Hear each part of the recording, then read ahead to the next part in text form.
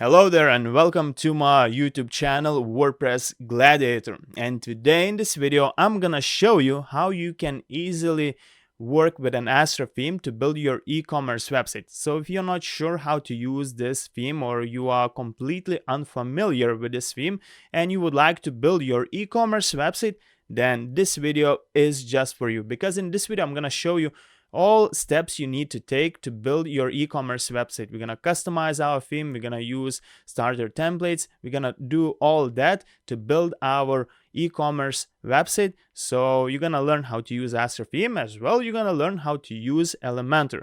So I guess enough wasting your time. Let's jump into building your e-commerce website using Astra theme. In this video, we're gonna install Astra theme and we're gonna install a starter template. Alright, so let's start doing this. We can close this tab right here and let's go to our website. So we want to go to the dashboard of our WordPress website and we want to go to appearance. Let's select themes.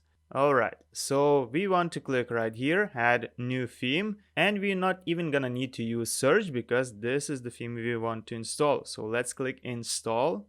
And let's click activate. Alright, so the Astra theme is active and now we can visit our website and let's check how our website looks. Alright, as you can see, it doesn't look good at all, and it's because we haven't installed a template to our website. So Astra theme without a template, it just looks ridiculously awful because you will need to edit everything yourself from the bottom. But with starter templates, the whole editing and the creation process of your website is much faster. So we want to install starter templates. So let's go to the dashboard, and the starter templates is a plugin. It adds a new functionality to your website. So let's go to plugins and let's click add new. Alright, now we want to search for starter templates. So just type starter templates and this is the plugin we want to install. So let's click install and let's click activate.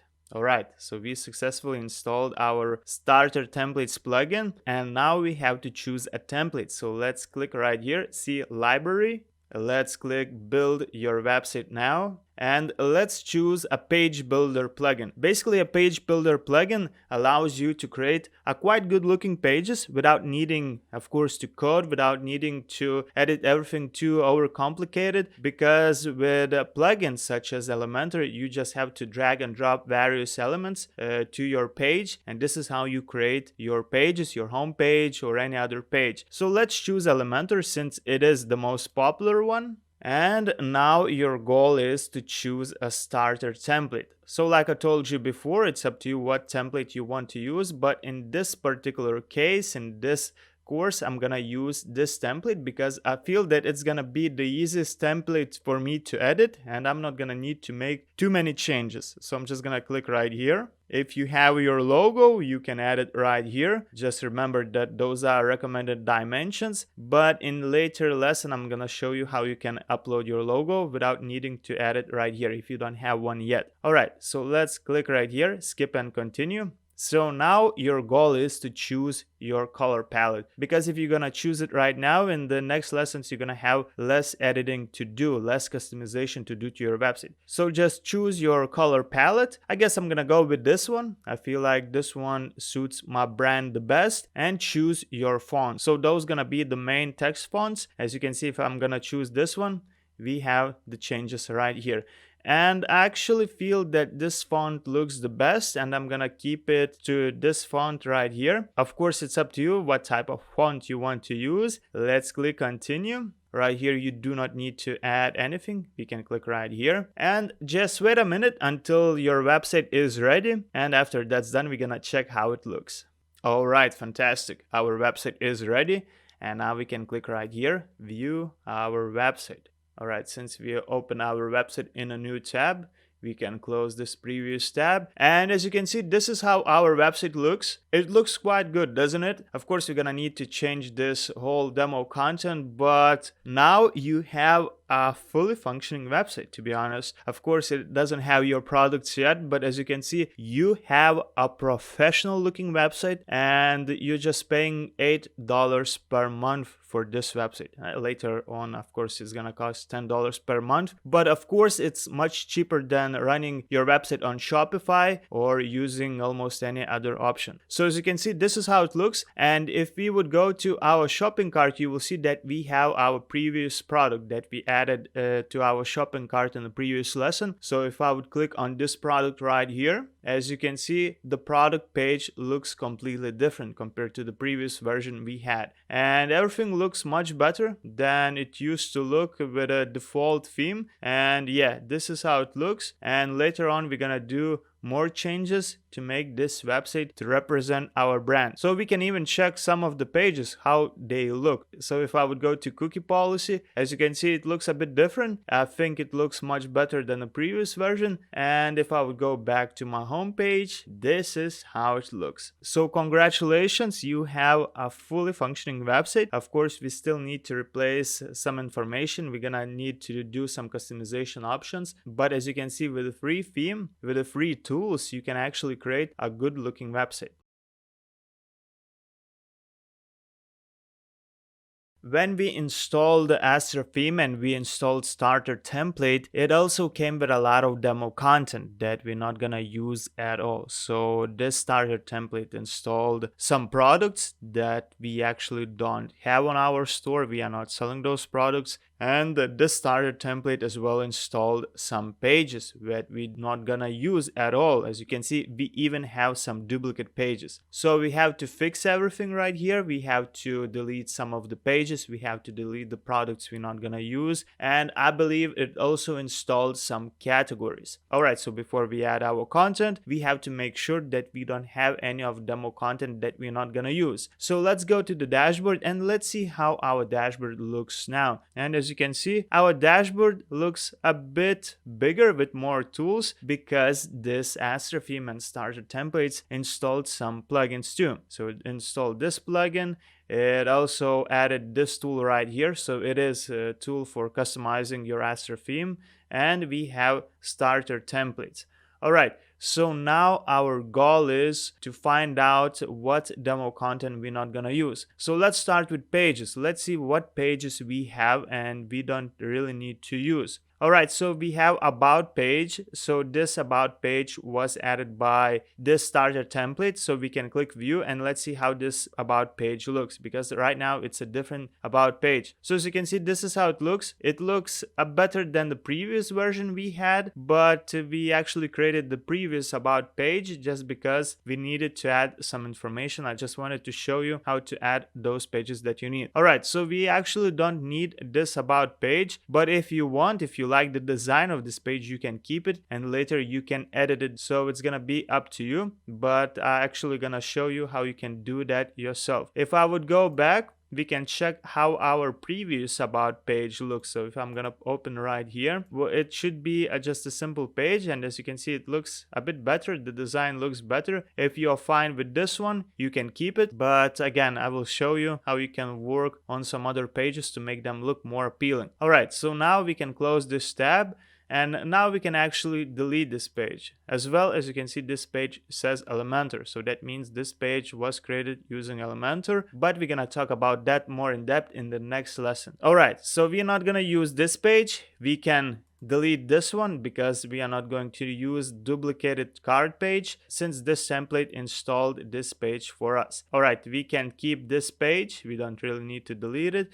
We can delete this duplicate page. We can delete this one. We can keep our previous page. Let's keep cookie policy. Of course, we're gonna keep our home page, and we don't need my account page since it's a duplicate page, as you can see.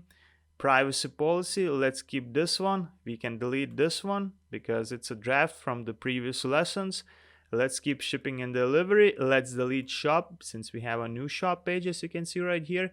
And basically those are the pages we don't need. So once you have selected those pages, let's choose move to trash and let's click apply. All right, the next thing that we have to remove is products, since we're not gonna use those products that this starter template added for us. So let's go to all products and let's see how many products we have. So as you can see, we have 2 products that we added ourselves, and we have quite a lot of products that we don't really need. In total, we have 12 products that were added with this starter template, and we don't need those products, so we can select those all products. Let's deselect our products that we added ourselves. All right, let's do that, and now we can click right here, move to trash.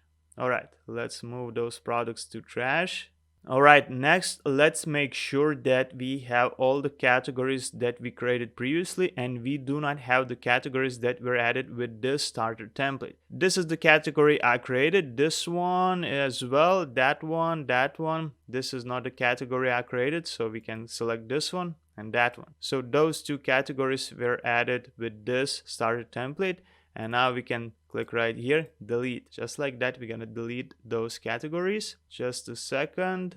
And we actually don't need this uncategorized, so we can delete this one as well. All right, so now we have all our products and we have all the pages we need. And let's take a look how our website looks now. So I'm just gonna open this one in a new tab and let's see how it looks. All right, so now we do not have any categories right here. We do not have anything here basically, but later we're gonna add information. All right, so if I would scroll down, as you can see, we don't have any best-selling products because we removed them all, and we don't have any trending products as well. Let's see what pages we have. So we have all the needed pages. We do not have any duplicates anymore, and that's great. So this is it for this lesson. Now you know how to fix, how to remove all the demo content that came with the starter template. And from here, we're gonna start working on our content. We're gonna start adding our images. We're gonna start working on the homepage. And this is basically where we're gonna create the final form of our website using Astra theme. So that's all for this lesson. Alright, so we removed all the demo content and now we have to start working on the pages. As you saw it yourself, some of the pages had Elementor next to the page. So let's go back to our dashboard and let's click pages right here. Let's select all pages. And I'm gonna show you real quick what is that. So as you remember, about page had next to it Elementor. So it basically means that this page was created using Elementor. So our plugin starter templates imported this page and this page was created using Elementor. As you remember, when we were creating those pages, I'm just gonna open this one in a new tab and let's go to this page. So to create this page, we used WordPress text editor. We used some of the Gutenberg blocks right here from the list. And this is how we created this page. We dragged some of the blocks right here and that's how basically we created this page. And Elementor is a different type of editor. So right here we have a WordPress text editor and right here we have edit with Elementor. So if I would click right here, I would edit this page using Elementor instead of using WordPress text editor. So that's how it works. All right, so I'm gonna close this one. Later on, we're gonna edit this page to make it more appealing. And right now, as you can see, all other pages, just like cart page, checkout page, they're just the regular pages. It's a cart page. It doesn't have anything next to it saying Elementor. But our home page, that is front page of our website, was created using Elementor. So this is what Elementor is. It is a page builder. Using Elementor, you can create a much better looking pages than you would be able to create using WordPress text editor. So that's the purpose of this plugin. So now you know what is Elementor and now we should check how it works. So let's go back to our homepage. This is the homepage of our website and this page was created using Elementor. Elementor is not the only page builder plugin. There are quite a few page builder plugins available like Beaver Builder, like WP Bakery and others. But now let's focus on Elementor. Alright, let's click right here, edit with Elementor because this page was created using Elementor. And before we start diving deeper into this plugin, I just wanted to tell you that I highly do not recommend you to create every single page using Elementor. You shouldn't focus on creating every single page using this plugin, because it might slow down your website. Of course, it is possible that this won't happen, but it's better be safe than sorry. So if you are using Elementor, just create your home page, about page, maybe some other pages, and it's gonna be more than just enough. Alright, so now we are editing this page with Elementor. So as you saw it yourself, when we were editing page with WordPress text editor, we had a different panel, but now when we are editing this page, the whole information that is on this page, we are editing this page using Elementor page builder. So there's no such thing as WordPress text builder anymore. Alright, so before we're gonna edit our homepage in the next lesson, you have to understand how this plugin, how this page builder works. So on the left side, we have elements. So we have various elements, just like we had with our WordPress text editor, it had blocks. But right here, we have elements. So as you can see, we have some basic elements like heading, like intersection, like text editor. So it's basically the paragraph. We have image, we have videos, we can embed videos, buttons, spacers, dividers, Google Maps, icons. And right here we have some pro elements. So those are only available with a paid version of Elementor. Not with a paid version of Astra theme, but with a paid version of Elementor. So those are all locked elements because they come with a paid version of this Elementor plugin. And if I would go down, right here we have some other elements. Those are free elements to use. And as you can see it yourself, we have quite a lot of elements. And talking from the personal experience, I can definitely tell you that with the free elements, you can actually create a quite good looking pages, a really good looking pages actually, and you don't really need to use those pro elements because it's not gonna change much. Even though this plugin is offering you a pro option, there's a huge chance that you will never need to use that. Alright, so right here on the left side, we have various elements. Alright, so those are all the elements. If I would go right here, you would have your favorite elements. If I would click right here, global elements, as you can see, we have to upgrade, but like I said, you don't need a paid version to create a good looking pages. So let's go back to elements. If I would click right here, as you can see, we have some settings, we have some global settings. Those are up to you to explore if you want to do some adjustments to style. Right here, we have various other navigation tools. And if I would click right here, we could view our page. Alright, let's go back, and if I would click right here, as you can see, this is where I am already. So if I would click here and I would click here, I would go to the whole elements. So those are elements right here. Alright, right here we have some other settings. So those settings are for the whole page itself. Right here we don't need to change anything. Here you can do various padding adjustments and so on, and here we have some advanced tools, but those are only for pro version. I usually don't change anything right here because everything is as good as it is by default. Alright, so let's go back to all elements. So right here we have all elements. To add an element, just drag it and drop it anywhere you want. So that's how you add elements. On the right side right here, we have a navigator. So as you can see, this page, this whole page was created using sections. So as you can see, this is how many sections we have. And if I would go up, as you can see, this is the first section. This section is even marked in this blue line right here. You can delete a section. You can do adjustments to the section, to this whole section right here that is marked in blue. And you can do various changes to this section. As you can see, we have layout adjustments. You can do some structural adjustments. Right now, the structure of this section is 2 columns, 50 by 50.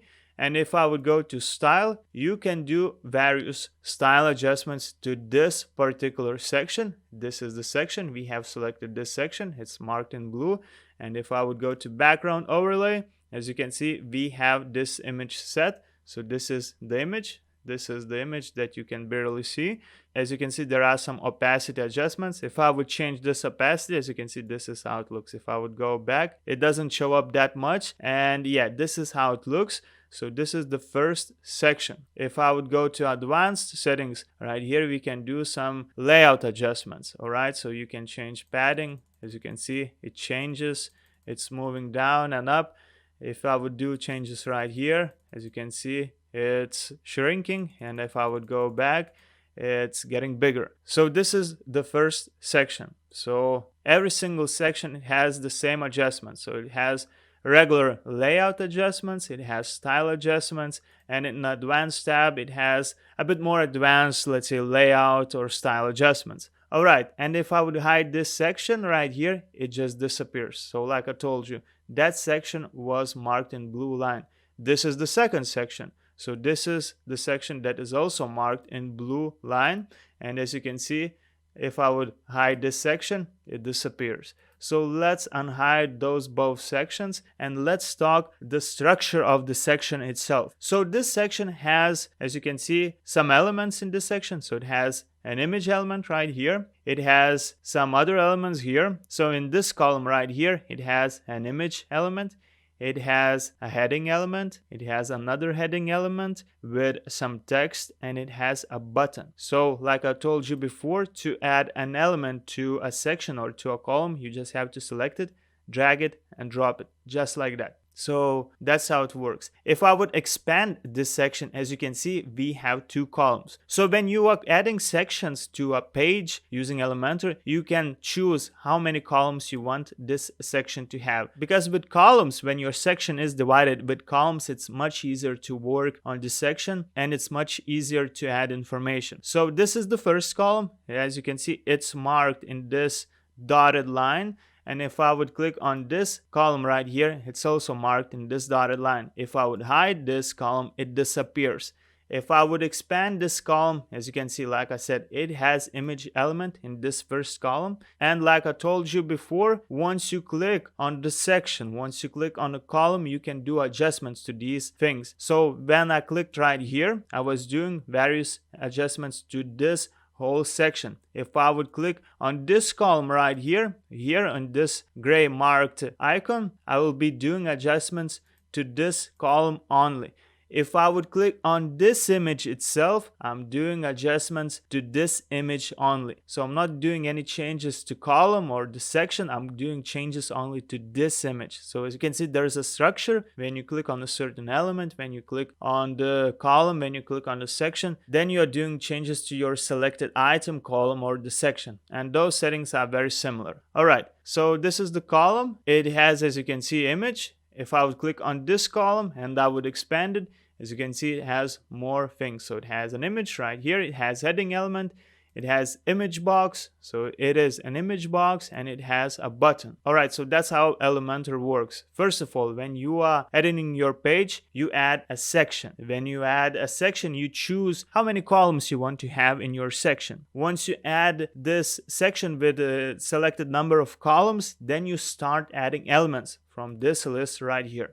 Alright, so now you should understand how it works. I hope I explained this in a simple way to understand. Don't think too overcomplicated. It's actually simple. You just have to select the structure and then you just drag the elements you want to use in this particular section. Once you have added this section, you can add another section. As you can see, we have quite a lot of sections. And when we're gonna work on this home page, we're gonna delete some of the sections and we're gonna do adjustments to other sections. Alright, but before we leave, I just wanted to show you how you can add a new section. So you can either click right here to add a new section, or you can scroll down, of course, until you see the bottom, and as you can see, we have the same window right here, and we can start working on this section. We can start creating the section. But let's go back up and let's start doing changes to the section we are about to create. So once you are here, you want to click this plus button, and like I said, select your structure. So it's up to you what structure you want to use. If it's gonna be just a single column, if it's gonna be 2 columns, 3 columns, 4 columns, or any other structure. In this case, let's choose 2 columns. All right. So as you can see, this is how it looks. So we have 2 columns. Basically, this is the same section, all right? This is the same section, except the newly created section doesn't have any information. So for example, let's go to all items and let's try to replicate this section. So let's drag and drop the image, all right? And now to select an image, we already selected this image element.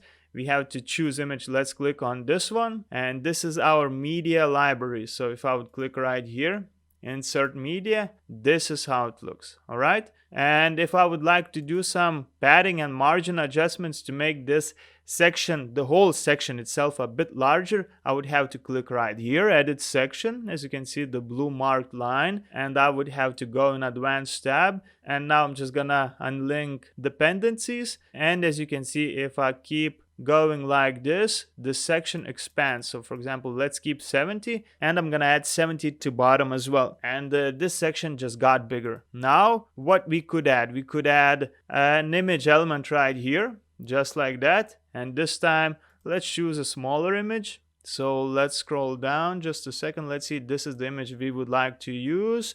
Let's click insert. And as you can see, this is how it looks. You can also change the alignment of this image. So if I would click right here, this is what we get. If I would go to all elements, let's choose heading element, and I'm just gonna drag it right here underneath this image element and just type your text. So as you can see, just like that, you can create sections, you can add elements to the sections, and basically when adding sections to your page, you basically create a page. So simple as that.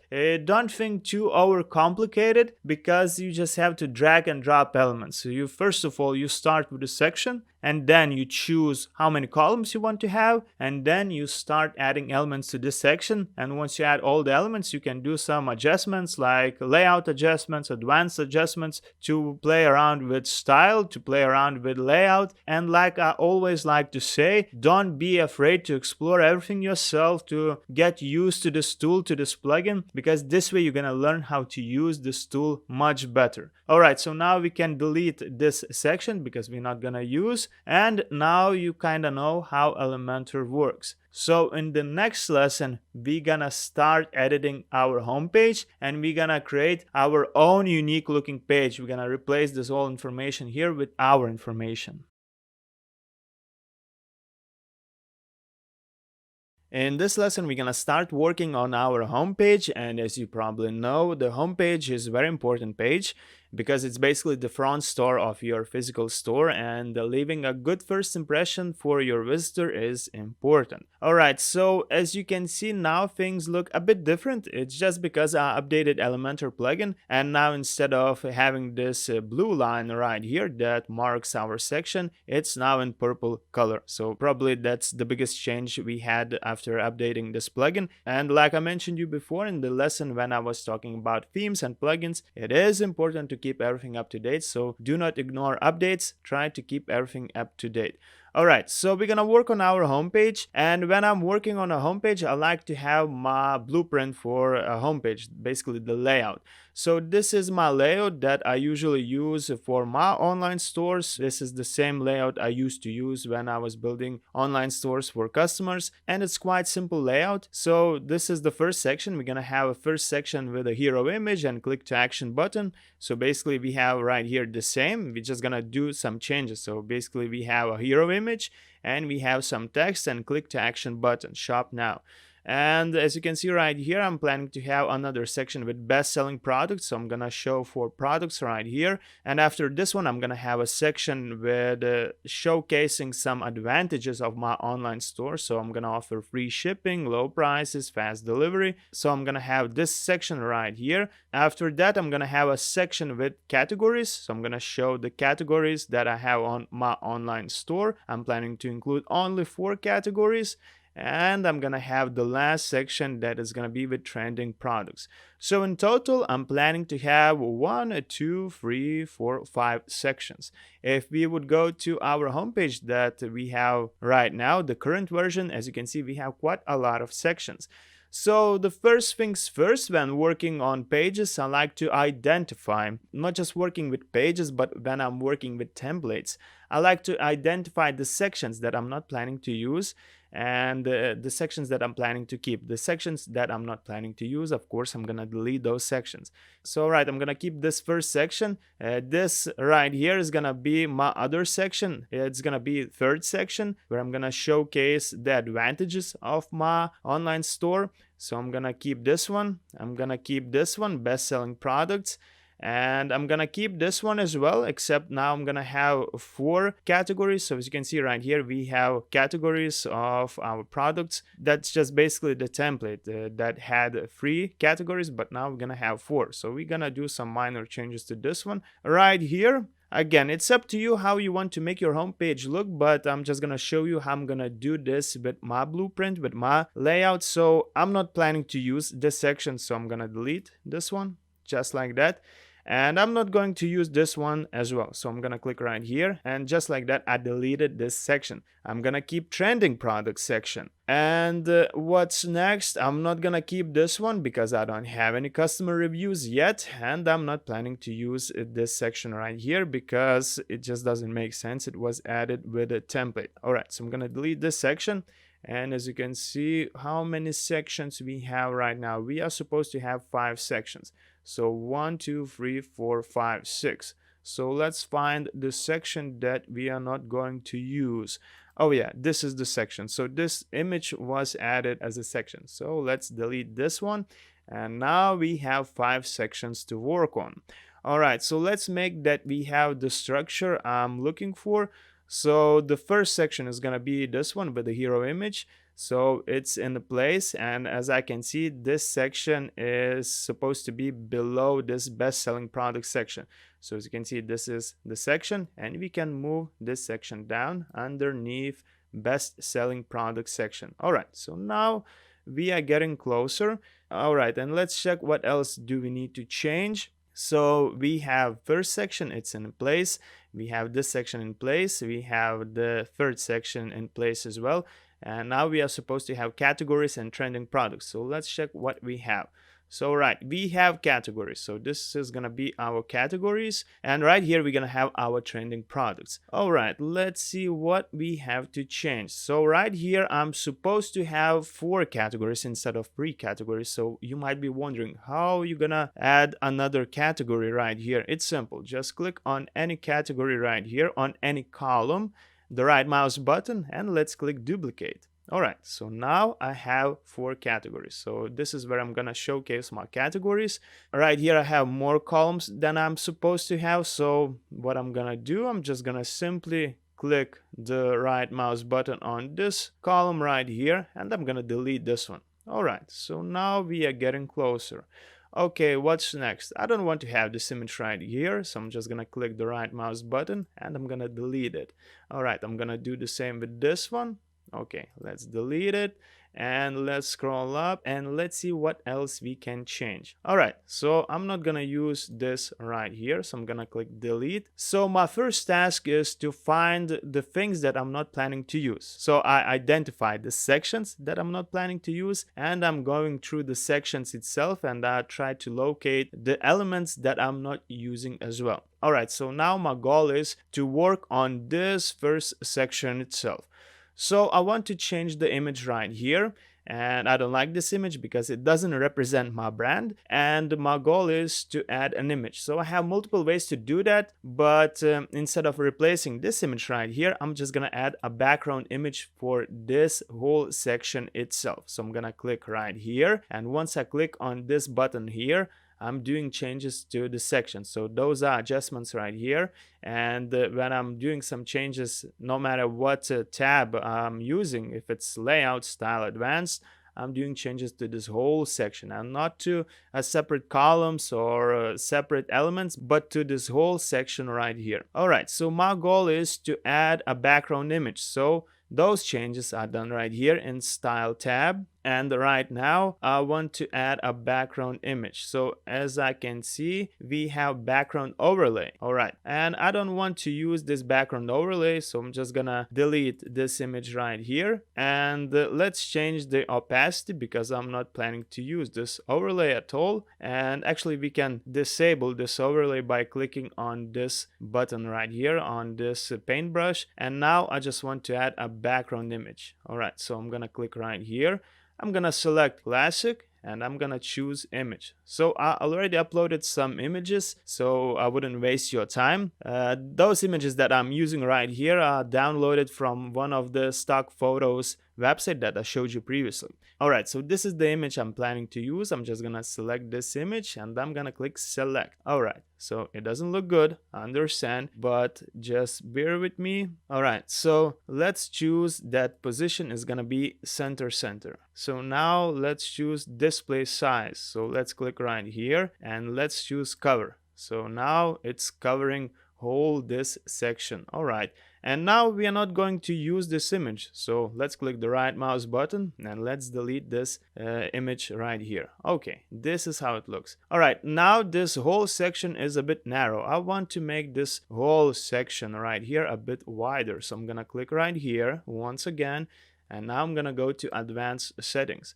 Alright, so as you can see, we have some padding adjustments. So if I'm gonna move this up like that, alright, I'm gonna make this one 145, and I'm gonna change bottom to 145 as well, and it's a bit bigger right now. So right now I'm just gonna replace the text right here, and I'm gonna add some of my text that it's gonna say that it's a toy store, and I will add a short description about my toy store. So that's exactly what I'm gonna do. Alright, so I just added my text and this is how it looks. And again, your situation is probably completely different, so it's gonna be up to you what you want to include, but I usually like to include something interesting and fun, and now this is how it looks. Alright, what's next? Alright, so right here, this is the button, and we should do some changes to this button because I don't like the style of this button. So just click on the button right here, and as you remember, all settings related to style can be done right here. But like I always like to say, don't be afraid to explore everything yourself and try various different settings adjustments to see what works for you the best, and do not be afraid because all changes are reversible. Alright, so let's go to style adjustments, and I can add the color. I can change the color of this button. So if I would click right here, I can choose the color, and I have one color prepared for myself in advance. As you remember, we had this colors tool that generates colors, matching colors. So I have this color copied to my note, and I'm just gonna paste this code right here. And as you can see, this is how it looks. I feel like it looks quite good. And now this button looks good, but it's not functional. Alright, so if I would go right here, as you can see, link is set to hashtag, and it just means it's inactive. So let's add a link to this button. So once our visitor clicks on this link, I want him to go to all the products I have. So basically to a shop page. So to find your shop page, just go to your website. So in my case, it's baconavocados.com.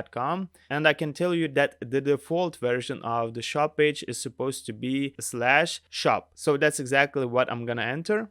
And let's hit enter and let's see if it's our shop page. Alright, so this is our shop page, and as you can see, the permalink says, instead of shop, it says shop-2. So that means we should do some changes to this page. So as you remember, we should go to our dashboard and it's a page. So we have to do changes to a page. So if I would go to pages, I would select all pages. Of course, it's not crucial or anything like that, but I like to make things look professional and good, and I don't want to anything look unprofessional. So in my opinion, that having this number 2 at the end of this page, it just doesn't look good. Maybe in your case it's not gonna show up like that, but let's say if it's gonna show up just like that, we can do changes. So as you remember, we have our shop page, and this is our shop page. It even says that it's set to display products, so it says shop page. So let's click quick edit and let's see what we have. Alright, we have the slug that it's shop-2, so we can delete the end of this slug,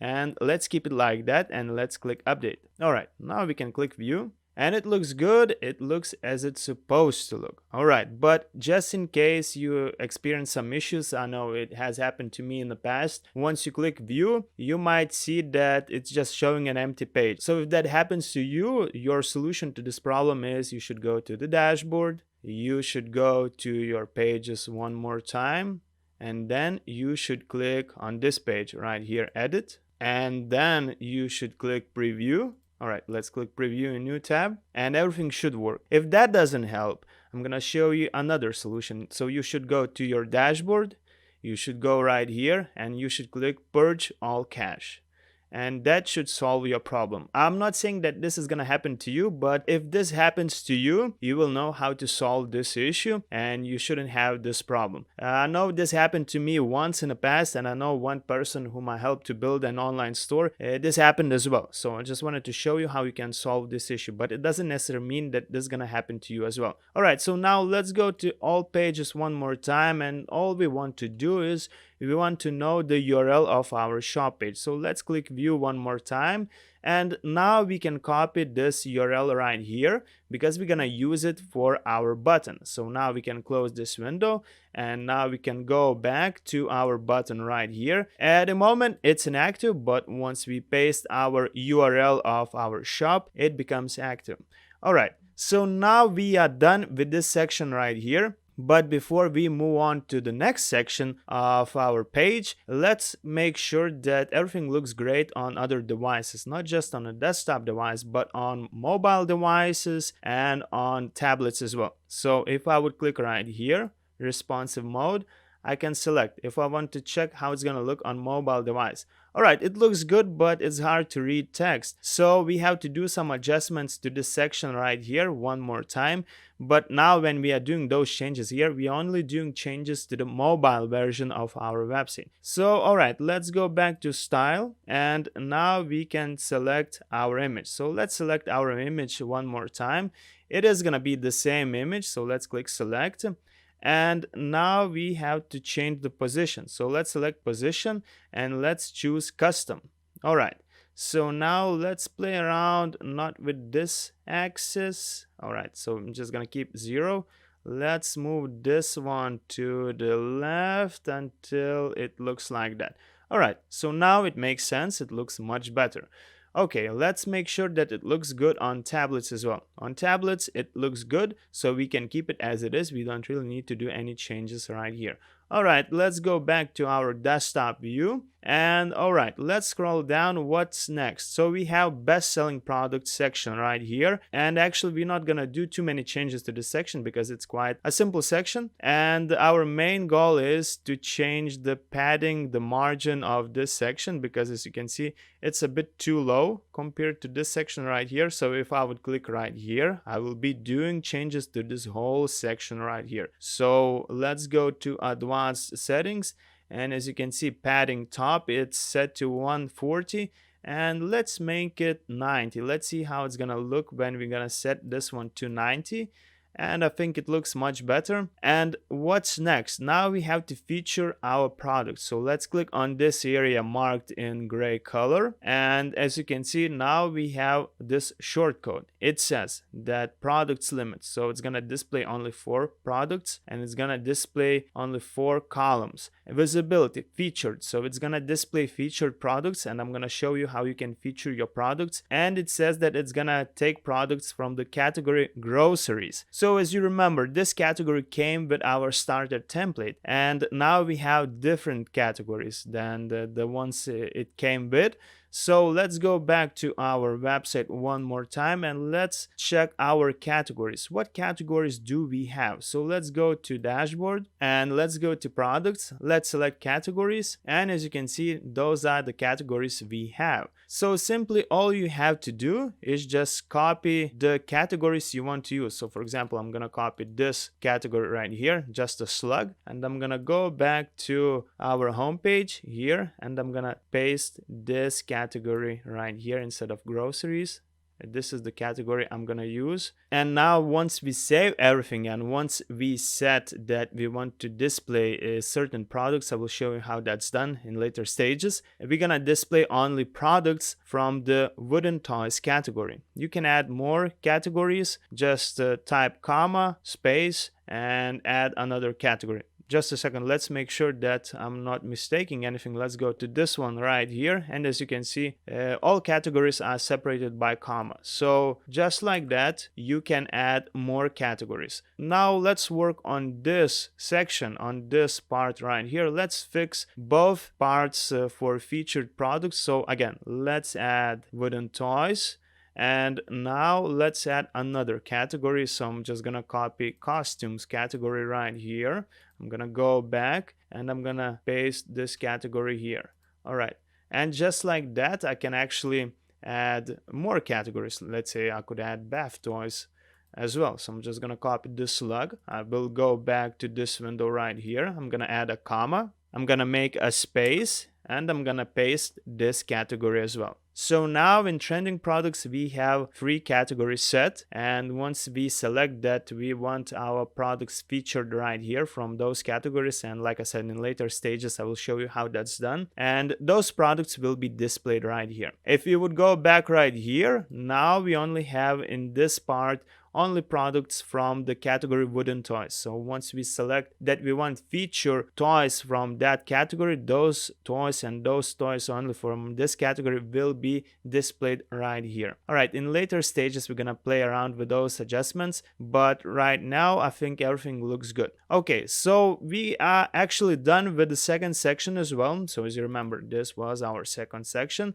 and it has 4 products to display. Later I'm gonna add more products. Actually, I'm just gonna duplicate some of the products just to show you how that works. In your case, you will add all of your products yourself and you will be able to play around with those adjustments. All right, let's go back and let's play around, not play around, let's work on this section right here. So in this section, I'm gonna showcase that I offer free shipping, and I'm planning to offer free shipping for orders above 50 only. So all I have to do right here is just type 0. All right, so now it's good. And what else? What else? I'm planning to showcase that huge savings. All right, I'm just gonna keep this one, huge savings, because I'm planning to have low prices. So it's basically the same. And fast delivery. So next to free shipping, I'm gonna include fast delivery. So I'm just gonna replace this text right here. I'm gonna add fast delivery. All right, so I just changed the text, and as you can see, now I say that I do free shipping,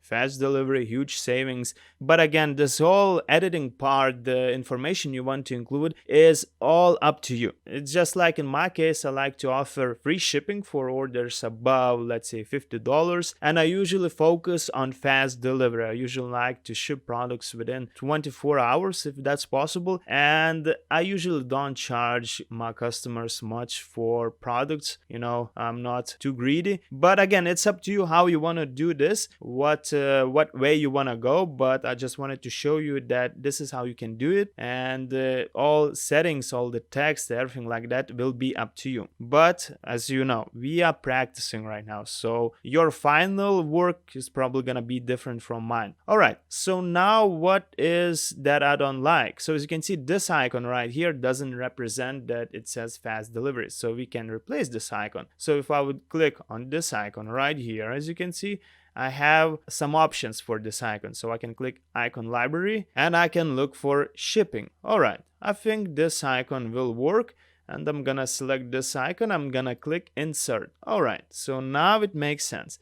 But now I don't like how this section looks. It's too dark. It just doesn't look too good with my general design. So I'm gonna click right here to do changes to this whole section. And the style adjustments are done here, as you remember. And as you can see, we have background color. It's a bit too dark. I want to change it, and I want to make this color the same as this one. So I'm gonna take the color sampler and I'm gonna click right here, and I think I'm gonna use this color. All right, it looks much better. And now what's next? What could we do next?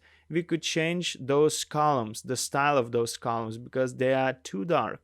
All right, let's click on this column. Of course, we can click the right mouse button and we can click edit column. And as you know, adjustments to style are done in this tab right here. And now it's activated as a background overlay. So I'm gonna expand this one. And as you can see, it's set to 0.9. And if we would move this a bit to the left to 0.4, I think it looks better. But now our icon doesn't look too good. It's hard to see what it is. So let's click on this icon. Let's go to style and we can change the color. So if I would use color picker, I think I could go with this color. Let's see how it's gonna look. All right, it looks much better. Okay, so let's keep it this way, and I'm gonna do the same with this column. So I can click right here and I can go to style, and as you remember, background overlay. and set this to 0.4. So yeah, just like that. All right, so I'm gonna click on this icon. I'm gonna go to style. I'm gonna choose the color. I'm gonna select color sampler. I'm gonna choose this color, boom, and this is how it looks. Okay, I'm gonna do the same. So I can click here, or I can click the right mouse button, edit column, and I can go to style, and again, background overlay, 0.4, yes, and let's change the color of this icon. All right, let's change the color right here. Okay, let's choose it just like that, and boom, this is how it looks. All right, now I feel like it looks much better. Okay, like I said you before, don't be afraid to explore everything yourself, because this way you will learn how to use Elementor much better. Alright, so what's next? Now I'm planning to showcase my categories right here. Alright, so how I'm gonna do this? It's very simple. My first mission is I have to change the text right here. So I'm just gonna type that this is wooden toys, right here Montessori toys, educational toys, and bath toys.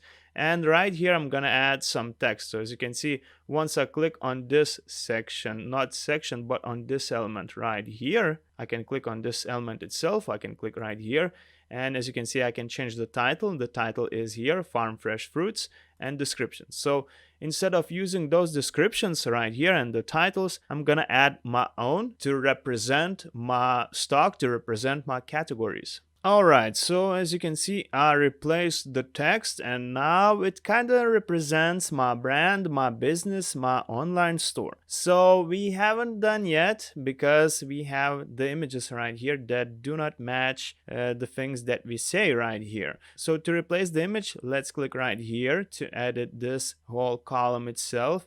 Let's go to style, and let's go to background overlay. Probably it's set for background overlay. Yes, it is.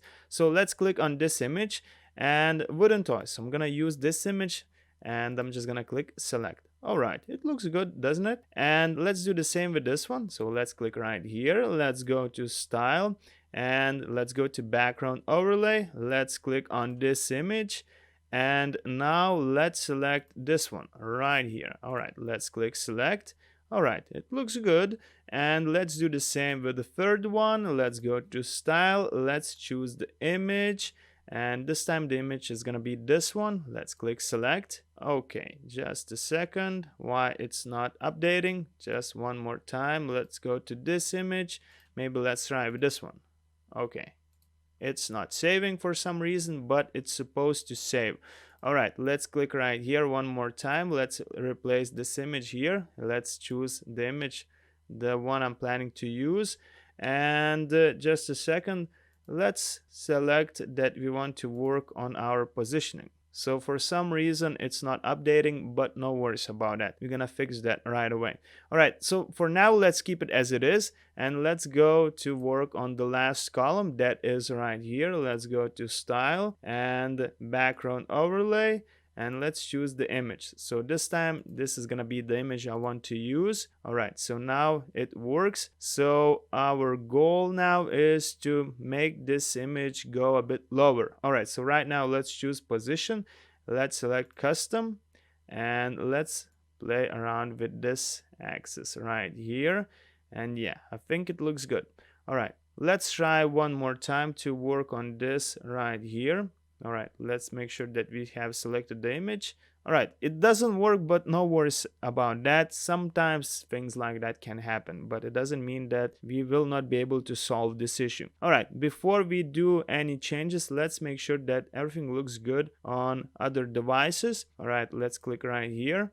All right, it doesn't look too good, but again, we will be able to do changes. All right, let's click right here, and on a tablet, everything's gonna look great. As you can see, everything's gonna look great, except maybe right here, we could do some changes. So as you can see right now, it's displaying like this, and it just doesn't look too good. We could make everything to display in one line. So let's go right here, and let's go to advanced settings here. And just a second, if we're gonna play around with bottom, No, it's not helping. So let's go back. Let's keep to 25. So things like that do happen, and sometimes when you are building a website, it's all about problem solving. But no worries about that. We can fix this issue. So if you are doing a changes to the section and it's not helping, the things are not changing as you wish they were changing, so that means your second option is to start doing changes to columns before you do any adjustments to, let's say, not columns but to elements. So first you do changes to the section right here, and if it's not helping, then you go to the column right here, and that's exactly what we're gonna do. Let's select the first column here and let's go to layout adjustments.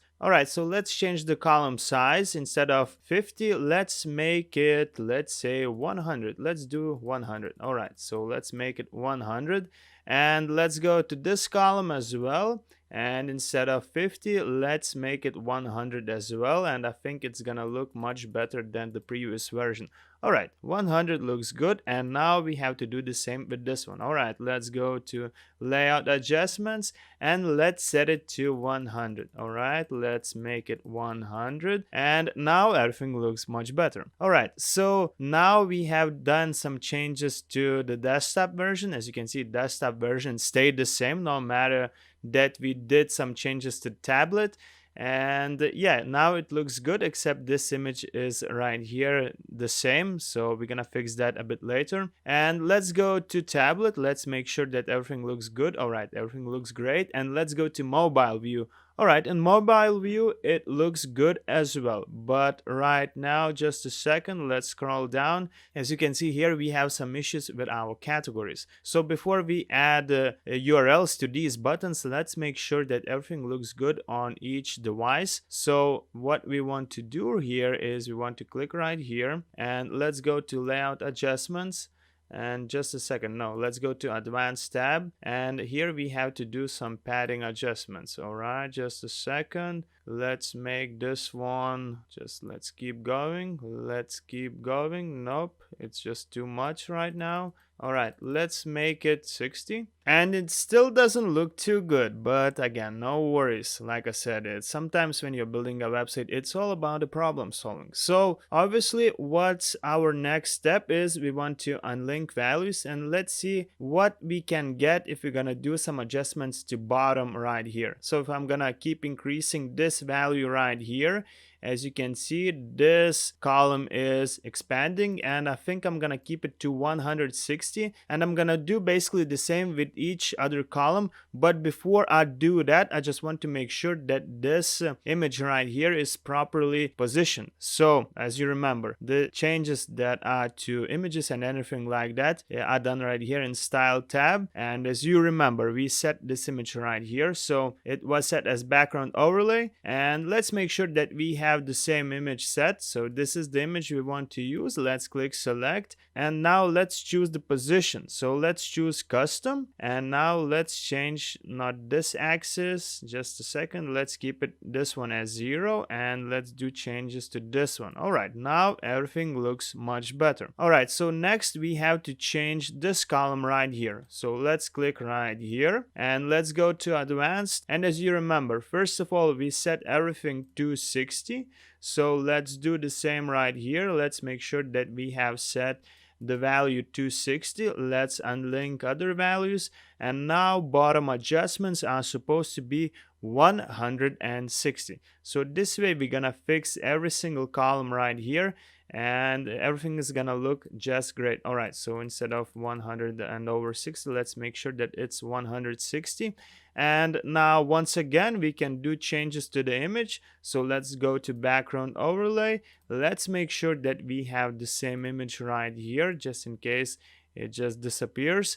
And now we have to change the position. So let's select custom right here, and as you remember, we have to change the numbers here, and I think it looks good.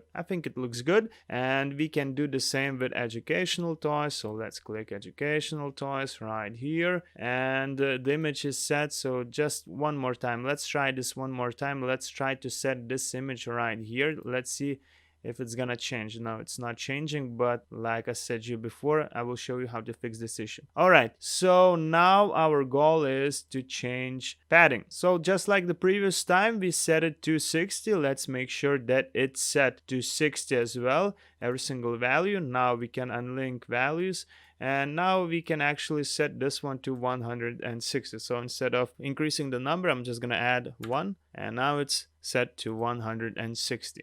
Alright, so now let's work on this last column. As you see, in my case, this image is not changing, but I will show you how you can fix this issue. Maybe in your case, everything's gonna be fine and you won't need to do any changes, but in my case, as you can see, we have some bugs. Alright, so let's select the last column right here. Let's go to Advanced tab, and as you remember, we must have 60 to each of these values, so we have to add 60 to each of these values, and now it looks much better. Let's unlink this one, and bottom is supposed to be 116. Okay, so now everything makes much more sense, but before we leave, we still have to do changes to this image. So let's go to Style, Background Overlay, just like the previous time, and let's make sure that we have selected the right image. Okay, let's select this image one more time, and Position.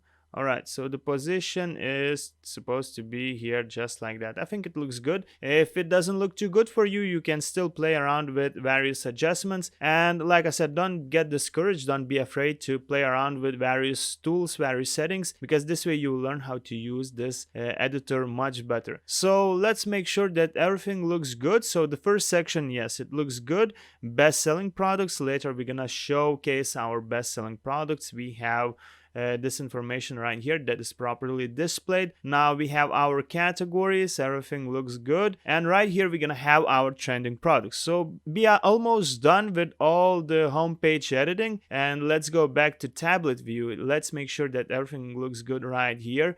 And yeah, almost everything looks here good, but right here we have to do some changes to this image. As you can see, it's not properly aligned. So let's go to Style. Let's make sure that we have this image selected, and just a second, let's click this image, let's select this image, and now we have to set to custom. So it's already set to custom, and now we have to change this axis right here. All right, now everything makes sense.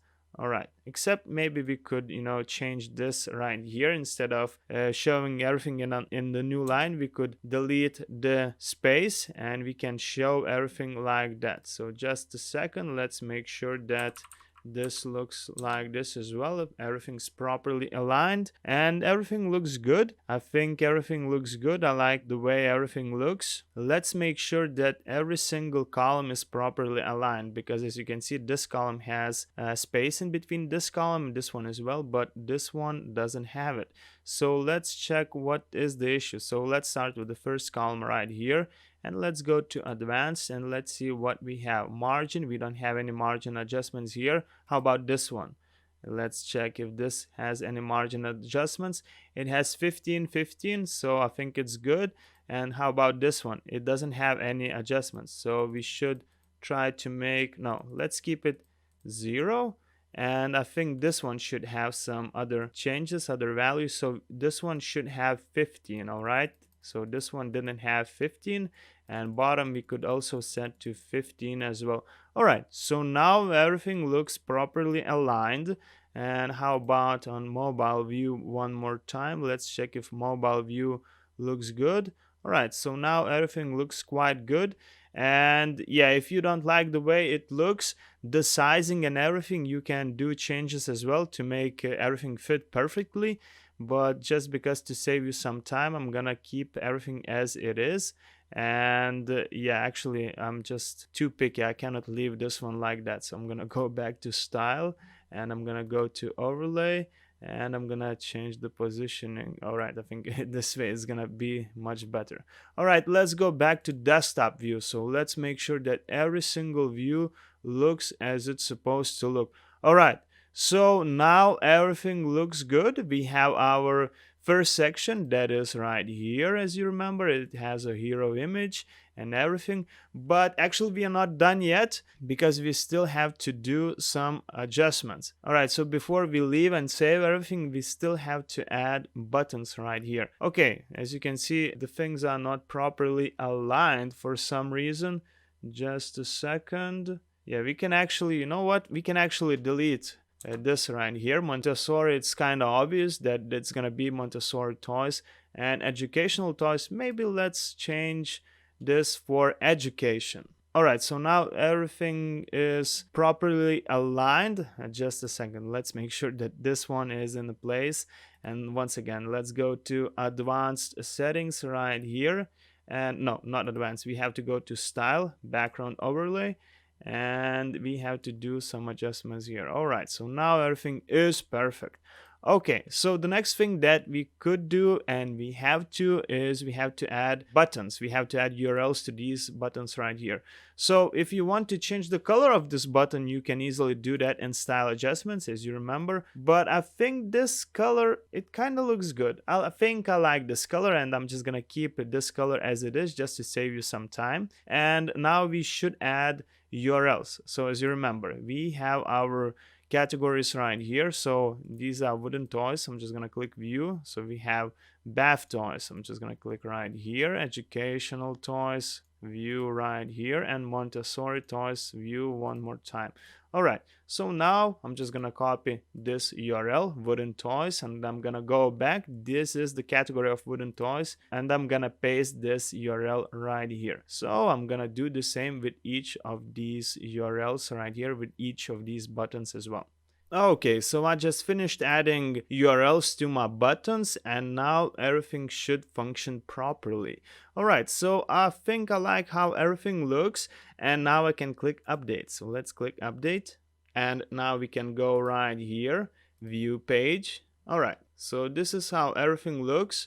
And now let's try to solve an issue with this image right here. So maybe this didn't happen to you, but if this happened to you as well, our first solution to this problem is always clearing cache. So to clear cache, you should go to dashboard, and you should go right here, breeze, and you should click purge all cache. So this solution works with almost any scenario, with any issue that might happen to you. So let's say you're working on a blog, or let's say you're working on your homepage, and you save the changes, and you cannot see those changes go live. So in that case, you should go to your dashboard, you should go right here, and you should click purge all cache. Usually this solves the problem. Let's see if this helped us. All right, let's scroll down. No, it didn't help us. So in this case, what we could do, we could actually go to our page builder Elementor, and let's try to figure out what caused the problem. Okay, I have one solution ready, and let's just make sure that once we click right here, we have this image set. So we have this image. Oh, I know what happened. You know what happened? We just need to delete this image. And you know what happened? We changed the wrong image. So this is the image we were supposed to change. I'm very sorry about that. But like I said, it's sometimes all about the problem solving. All right, so now we can change the position. All right, so again, let's choose custom, and let's change the position right here, and now everything should be good. So you gotta be careful when you are working on sections, on columns. Just gotta be careful, and you gotta be sure where you are making changes. As you can see, we have background right here, and we have background overlay. So you gotta be sure where you are making those changes, because you might get confused once you see that it's not working. All right, so we fixed this issue, and now we can click update, and you shouldn't feel like I wasted your time, because it's actually a blessing in disguise. Because once those things occur, like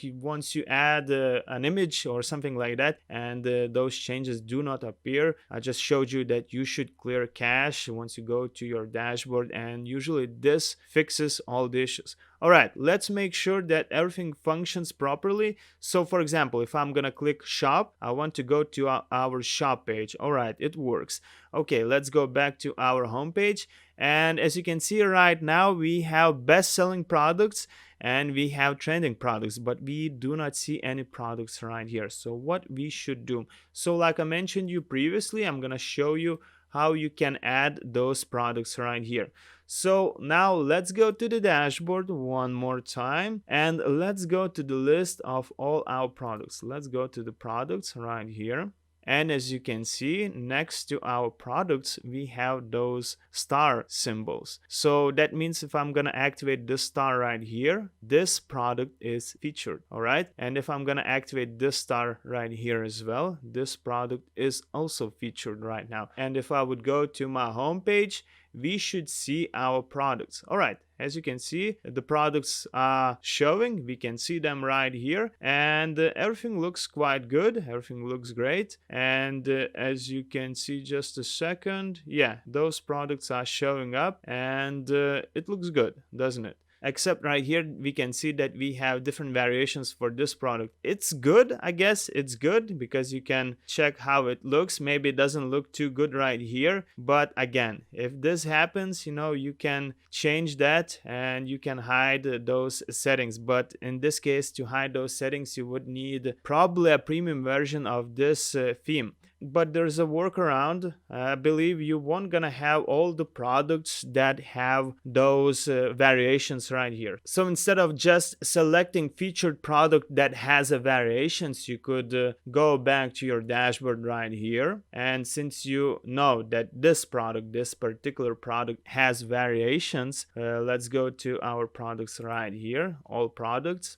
All right, as you can see, this product has variations. We could deselect this product. So if we're gonna deselect this product, it's not gonna be featured. All right, so now to make everything look much better and easier to understand, I'm not gonna add every single product. You know, I'm not gonna add every single product. You know what I'm gonna do? Instead of adding every single product one by one, I'm just gonna go right here and I'm gonna duplicate products. So I'm just gonna duplicate more versions of this product. I'm gonna change the title and I'm gonna change the featured image. And once I'm finished with doing that, we will go back to our homepage to see how it looks now. Alright, so I just added some more products. I simply duplicated the previous products and I changed the image, but I kept the price the same. So just to show you how your homepage is gonna look once you add more products. So as you remember, to feature a specific product, you just have to activate a star right here to make it featured. Simple as that. And now we can go back to our site. And as you remember, this is the first section of featured products. And right here, we only activated to show products from the category wooden toys. So now it's only showing the products from this category and the products that we activated as featured from that category. And right here, I'm displaying products that are from wooden toys, costumes, and if I'm not mistaken anything, I probably added another category that was bath toys. So once you select that you want to feature products from the specific categories, those products are gonna be only featured from that category if you have activated this product as featured in the products. And if you haven't added this category to this code right here and you select that product that you want to feature that product, and this product is from completely different category, then you add it right here, it's not going to be featured.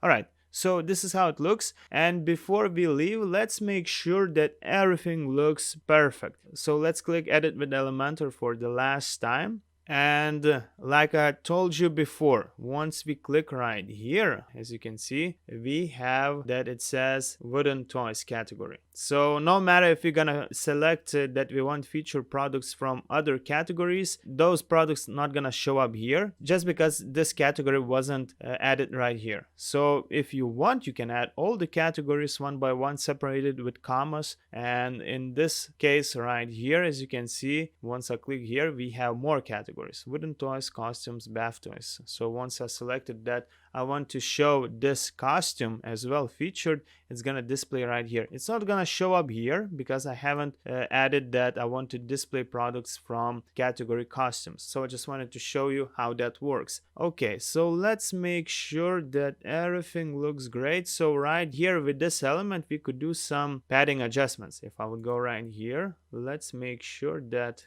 bottom padding Just a second. Let's set bottom padding to 30. Let's make it 30. And right here, once we are in this whole section, now we are doing, as you remember, changes to this whole section. Let's do some changes to padding, but this time to top. Instead of 90, let's make it 60 or 50. I guess 50 is gonna look better. All right, so now everything looks much better. And just a second, let's make sure that this looks as it's supposed to look. Let's click apply. All right, let's scroll down, and this is how it looks, and it looks good. Let's go here one more time, and let's make sure that everything is shown properly. And let's go here, and once again, let's change the padding right here for this section because it's too far away from this section right here. Okay, let's go to advanced. And top, as you remember, top we set to 60 or 50. All right, let's set it to 60. 60 should be good. All right, let's make it 50. All right, 50 should be good. And right here, let's do some changes to this heading, just like we did with the previous heading.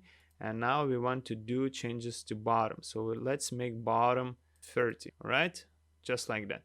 Okay, now we can also check how it's gonna look on mobile devices. If everything's gonna look good, and yeah, everything looks good, and this is how it's gonna look on mobile devices, and this is how it's gonna look on mobile devices as well. So if I would go to this view, this is how it's gonna look.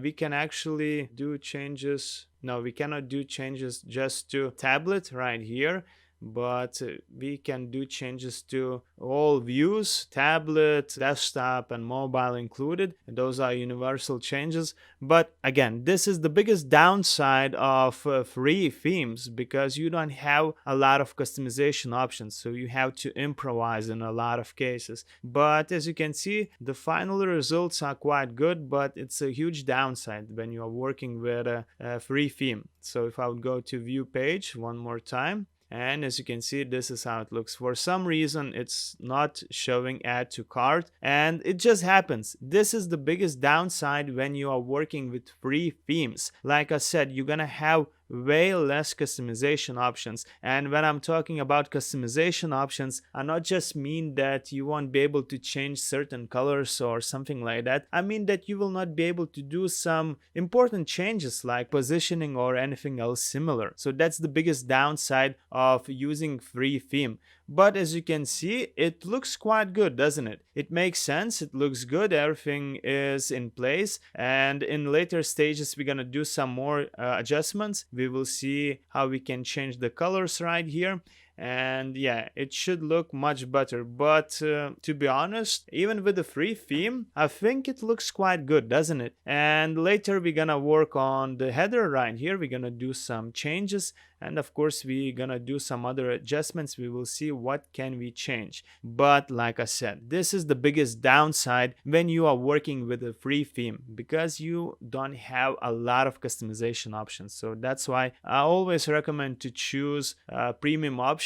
And in later section, when we're gonna work with the flat-sum theme, you will see it yourself that compared to this theme, it's way more customizable. But we can still get quite good results. So this is it for this lesson. Now you should know how to edit your homepage. And once again, the whole editing part for your homepage is completely up to you. But this is the blueprint. This is the template, the layout I like to use myself. And it just works. All right, so this is it for now. In this lesson, we're gonna create our contact page. So we are done with our homepage. Later on, we're gonna do some style adjustments, but those style adjustments will be done globally for this website. So those adjustments will be done not just to homepage, but for all other pages as well. So now we can close this layout since, like I said, we are done with our homepage. And let's scroll down to our contact page. So this is our contact page. This is how it looks. and it doesn't look good because it doesn't have any information in it, but we're gonna change that right away. So we could add some contact details like our phone number, social media icons, and maybe your address if you have a physical store. But if you don't have, it's gonna be up to you what information you want to include. And of course, I usually like to include a contact form to my contact page, so my visitors, my customers can easily leave me a message without needing to go to their email inbox and send me a message. Alright, so what we want to do right now, we want to go to our dashboard, and I want you to install one plugin. This plugin will be used to add forms. So let's go to plugins right here and let's click add new. And the plugin you want to look for is called Fluent Forms. Alright, so this is the plugin we want to use. I've been using this plugin for quite a while and I know that it works well. Alright, let's click activate. And now before we create our first form, I would recommend you to delete a plugin that came with our starter templates with our Astra theme, and this plugin is called WP Forms. It's also a quite good option for creating forms, but it's very limited and there's a huge chance that you will need to purchase a paid plan just to get all the features of this plugin. Alright, so we deactivated this plugin and now we can click delete. Let's click delete. And now our Fluent Forms plugin is active. So to find our forms, we have to go right here. And what we want to do right now is we want to go right here, new form, and we're gonna create a new contact form. So it's gonna be a simple and straightforward contact form. So we're gonna use this form, we're gonna use this template, and now it's gonna be up to you what fields you want to include, but I usually like to include just the name field. I don't like to include the last name. And of course, as you can see, our users will have an option if they want to add their first name or not, but they're gonna need to add their email address and their message. It's just because this is how things work, because you will need to reply to them. Alright, so now we have this form kind of ready, but we should do some changes. We could change the style of this button and we could change the color of this button. If we would go to advanced settings, no, not advanced settings, but in submit button, and we should go to button style and let's select color. Alright, so if we're gonna select no style, if we're gonna select red button, and yeah, I think the red color will look great with our theme, with our style. And if it's not the option you want to use, you can use any other option that will work for you. I'm gonna go with red and I think it looks good. So before we save this form, let's make sure that we are done with. Alright, let's stay on this page. Let's click save, and before we leave this form, let's do some settings right here. So right here, as you can see, confirmation settings. So once our visitor, once our customer or potential customer types a message and he sends us a message, he will see this message. Thank you for your message. We will get in touch with you shortly. All right, so we can keep it as it is. And right here, email notifications. So right here, you want to be notified once a customer leaves you a message. So let's activate this one. And now we have to do some adjustments right here. Those are very important. And you want to go right here, send to email. So it's up to you what email you want to use, but I highly recommend you to use your business email. The one you created previously from the previous lessons where I showed you how to create your business email address on Zoho. So just type this email address that you created, because right here you don't want to use your WordPress administrator's email address, because in this case the forms won't work and you will not be notified to your email address that someone left you a form. So just type the email address you created previously. In my case, it's gonna be support@baconavocados.com. Alright, so once you have done this, we can scroll down, save changes. Alright, let's go up, and now let's go to all forms. And just a second, yeah, this is the form we just created, and we can copy this short code right here because we're gonna need this code a bit later. And just a second, let's preview this form one more time and let's make sure that this is the form we created. Yes, it is. This is the form. And now we can go to our pages. Let's go to all pages and let's find our contact page. So this is our contact page, and you want to click right here, edit. And since we have Elementor installed to our website, we can create this page using Elementor, and that's exactly what we're gonna do. Our contact page is gonna look much better. So let's click edit with Elementor. And the big advantage of having an Astra theme and starter templates is that we can import a pre-made template, so we wouldn't need to create everything ourselves, like by creating sections and dragging elements. We can actually click right here and we could select blocks.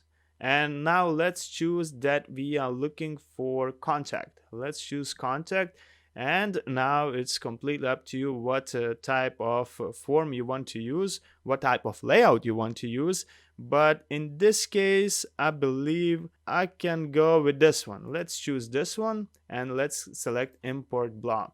Alright, so we successfully imported this contact block, and as you can see, this is how it looks. But just in case it didn't work for you properly, sometimes in rare occasions the things just get stuck, and instead of waiting, you can simply refresh the page itself, the whole page itself, and everything should work fine. Alright, so now we have this block right here and we have to add our contact form. So this is where we're gonna add our contact form, and to add this form we want to look for element that is called shortcode. Just a second, let's scroll down. This is the element we want to use, so just drag it and drop it, and right here just paste the code that we basically copied previously when we created our form. Alright, so this is how it looks. And right here we could replace the text and it could say send us a message. Okay, it looks great. Now you can replace the phone number, and if you don't have address to display or you don't want any address to display, the second thing that is important and that I like to display myself is my email address, so my business email address. So I'm just gonna type email address. Alright, so I just added my email address. I always like to include my email address just in case the customer weren't able to contact using this form, but it doesn't really happen, but it's good to include your email address. Alright, in social icons right here, you can add your social profile. So simply click on those icons right here. And here, once you click on profile, you can add your URL of your profile. So simply paste it right here. If you have a Facebook page, just paste the URL of your Facebook page. If you want to include LinkedIn, you can paste your profile right here. If you don't want to use LinkedIn and you want to use, let's say, Instagram, you can click on this icon and just use search to look for Instagram. All right, and just like that, you'll find Instagram icon. Let's click insert, and this is how it looks. And if you don't like the size of these icons, you can change that right here and you can adjust the size. All right, just like that, you can make your icons much bigger, and I think it looks good. You can also change the colors of those icons. It's gonna be completely up to you. All right, let's click update. And once we have updated this page, we can click right here and let's select view page. Let's see how it looks. Alright, and as you can see, this is how it looks. This is our fully functioning contact us page. So using this page, our visitors will be able to reach out to us and we will be able to help them out with any questions. And before we leave, maybe we could change the text right here. Instead of saying submit form, we could say send message. All right, let's go right here to the dashboard one more time. And as you remember, we created this contact form using Fluent Forms, and we want to select all forms. And now let's click edit right here. And let's click right here, submit form. And instead of submit form, let's say send message. All right, let's click save form and let's go back to our site and let's see how it looks now. Let's click contact And as you can see, send message. Everything looks great. And I could actually test this form out. So we could type the name, email address, subject, and message. So that's exactly what I'm gonna do. All right, let's hit send message. All right, so it says, thank you for your message. We will get in touch with you shortly. So it should work. And right now I'm gonna open my email account and I'm just gonna test if this works to see if I received a notification of a submitted form. And as you can see, we successfully received a notification email that someone left us a form. So don't forget that it is extremely important to add your other email address instead of using the WordPress administrator's email address. So just a second, we will go back right here. Let's go to our forms just to make sure that you have entered the other email address, because if you haven't done this, those forms will not work. And by the way, once someone leaves a form, you will see right here, not right here, but here as well in entries. And here in entries, you will see that someone left you a form, but you will also be notified to your email address. So most importantly, don't forget that in all forms, once you're here,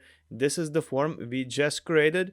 And once you go to settings of this form, don't forget that you want to be notified to other email address, not the same as you use to log into your WordPress dashboard. Otherwise, it will not work. So once again, let's make sure that right here, send to email is your business email address, because in any case, it's the best to keep everything in one place, in the same place, and to receive a notification email of a placed form of a message to your business email address is just a good practice, because once you get a message, once you are notified that someone left you a message, you can easily copy this email address and you can reply to this person right away. Simple as that. Alright, so make sure that you have added your email address right here. Alright, so basically that's all for this lesson. Now you know how to create your Contact Us page with an active contact form.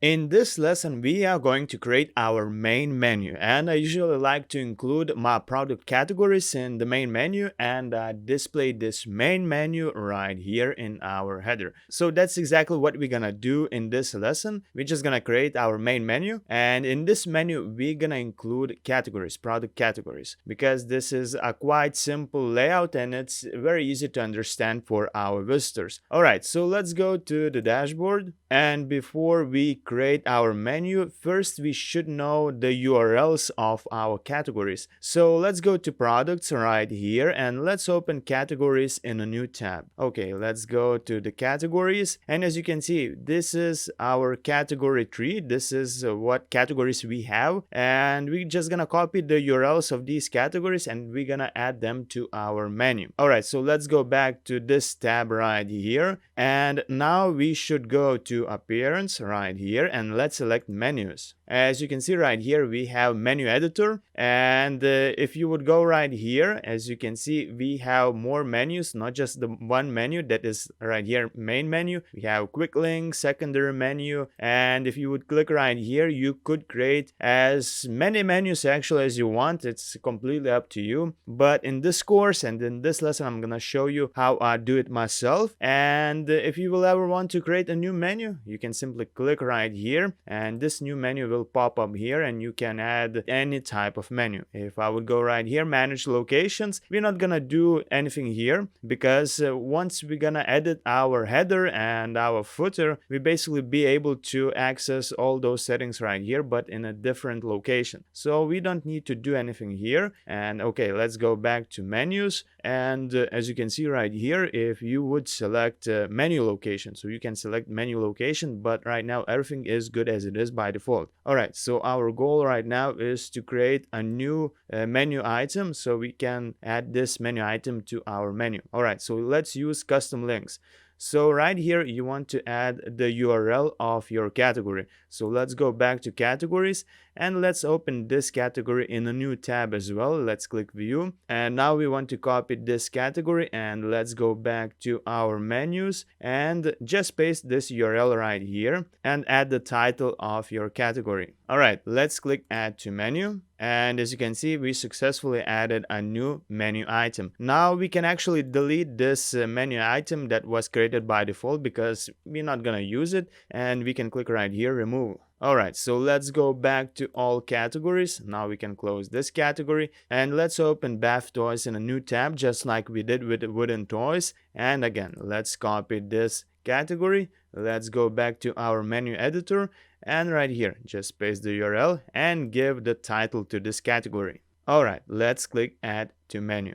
Alright, as you can see, we successfully added 2 menu items, and if you will ever want to create any different type of menu, you can also include pages right here from the list. As you can see, you can even include blog posts if you will ever want to do that, and you can also include WooCommerce endpoints. Again, this one is going to be up to you. Maybe in the future you will decide that you want to do some changes to your current menu version, but for now let's focus on adding custom links. And just like I added those 2 right here, I'm gonna finish adding all the rest of the categories to my menu. Alright, as you can see, I just finished adding my all categories to my menu, and this is how it looks. And if you don't like how it looks, you don't like the positioning of each element, you can swap places. If you would move, let's say, this element right here, it's gonna be the first element. You can also create categories and subcategories. So for example, let's say if you have right here educational toys, or maybe not educational toys, let's say, let's go to painting right here.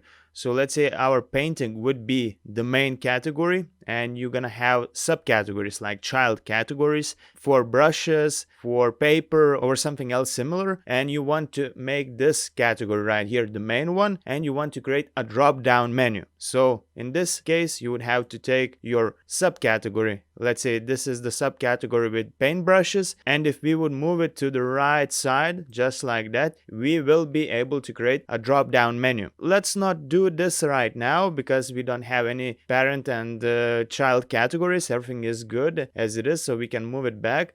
And I'm just gonna swap places with this one right here, and I'm gonna make this one the last.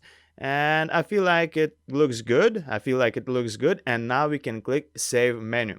Alright, let's click one more time, save menu. Alright, so now we can preview how it looks. So I'm just gonna open this one in a new tab one more time, and let's click and let's see how it looks. And yeah, as you can see, now we have our main menu ready. So this is how it looks. And later stages, when we're gonna edit our header, we're gonna change the positioning of this menu right here. We can position this menu to the right or to the center. It's gonna be completely up to you. But for now, as you can see, we successfully created our main menu. So if I would click on costumes category right here, as you can see, I go to my costumes category. Alright, let's go back to the homepage of our website, and just to show you an example how the drop down menu works. So let's go back to our menu editor, and let's say I'm gonna make costumes category my parent category, and child category is gonna be bath toys. In your case, of course, it's gonna be different categories and subcategories, but I'm just showing you this how it's gonna look. Alright, so I'm gonna take educational toys as well as a child category for costumes. That is a parent category in this case, and I'm gonna move this one to the right side. And now I'm just gonna click save menu, and we're gonna check how it looks, and you will see yourself that by moving menu elements to the right side, we can create drop down menus. Alright, let's check how it looks. And if I would hover over costumes, as you can see, we have a drop down menu. So just like that, you can also create a drop down menus, but in this case, I'm just gonna go back and I'm gonna make it as it was previously. Alright, so we are back to the first version of our menu, and as you can see, everything looks great, and just like that, you can easily create your menus.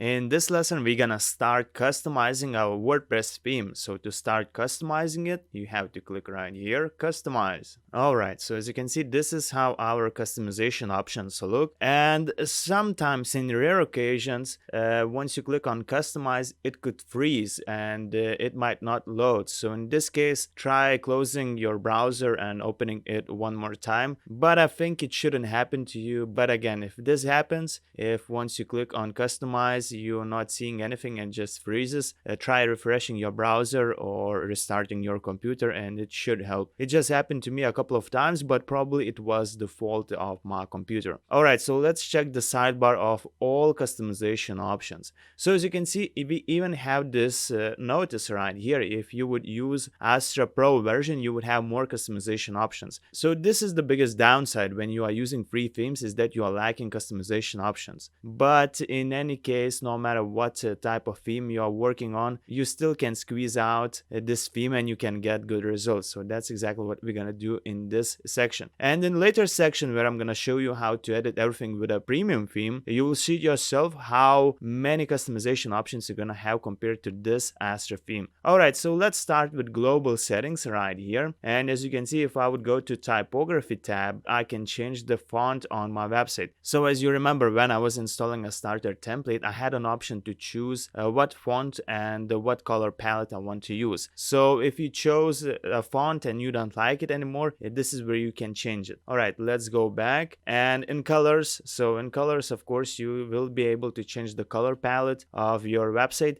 So if you don't like the color palette you chose previously, you can change it right here. Okay, let's go back. Container, we are not gonna do any changes in container because everything is good as it is by default. And once again, I like to say that you should explore everything yourself and try out different options, different settings. Maybe you will decide that you want to make your website look different, not just to follow this course that I'm making, not just following my lessons, but maybe you will want to make something different. So don't be afraid to explore everything yourself. Alright, let's go back. Buttons. So obviously right here you will be doing changes to the buttons, and here you can find various different style adjustments for buttons. You can change colors and do all other adjustments. So this one is up to you, but I feel like everything is good as it is by default. Alright, if I would go right here and I would activate this one, enable scroll to top. Just a second, I'm gonna scroll down. Once it's active, as you can see, it activates this option right here. If I'm gonna click on this icon, I will go to the top of my page. So it's up to you if you want to activate this, but I usually like to keep everything simple, and I do not use too many features on my website. All right, let's go back. Accessibility, we don't need to change anything because everything is good. Let's go back, and if you would go to block editor, you don't need to change anything right here as well. Okay, let's go back, and here, actually right here, we're not gonna need to change anything as well because everything is good. Okay, let's go back. So now you are a bit more familiar with all the global settings. So global settings are basically related to style, and it's up to you if you want to make any changes. Okay, let's go back. In header builder, we're not gonna do any changes right now because I have a completely other lesson for working with your header that is right here, and of course I'm gonna have a separate lesson for working with your footer that is right here. All right, let's go up.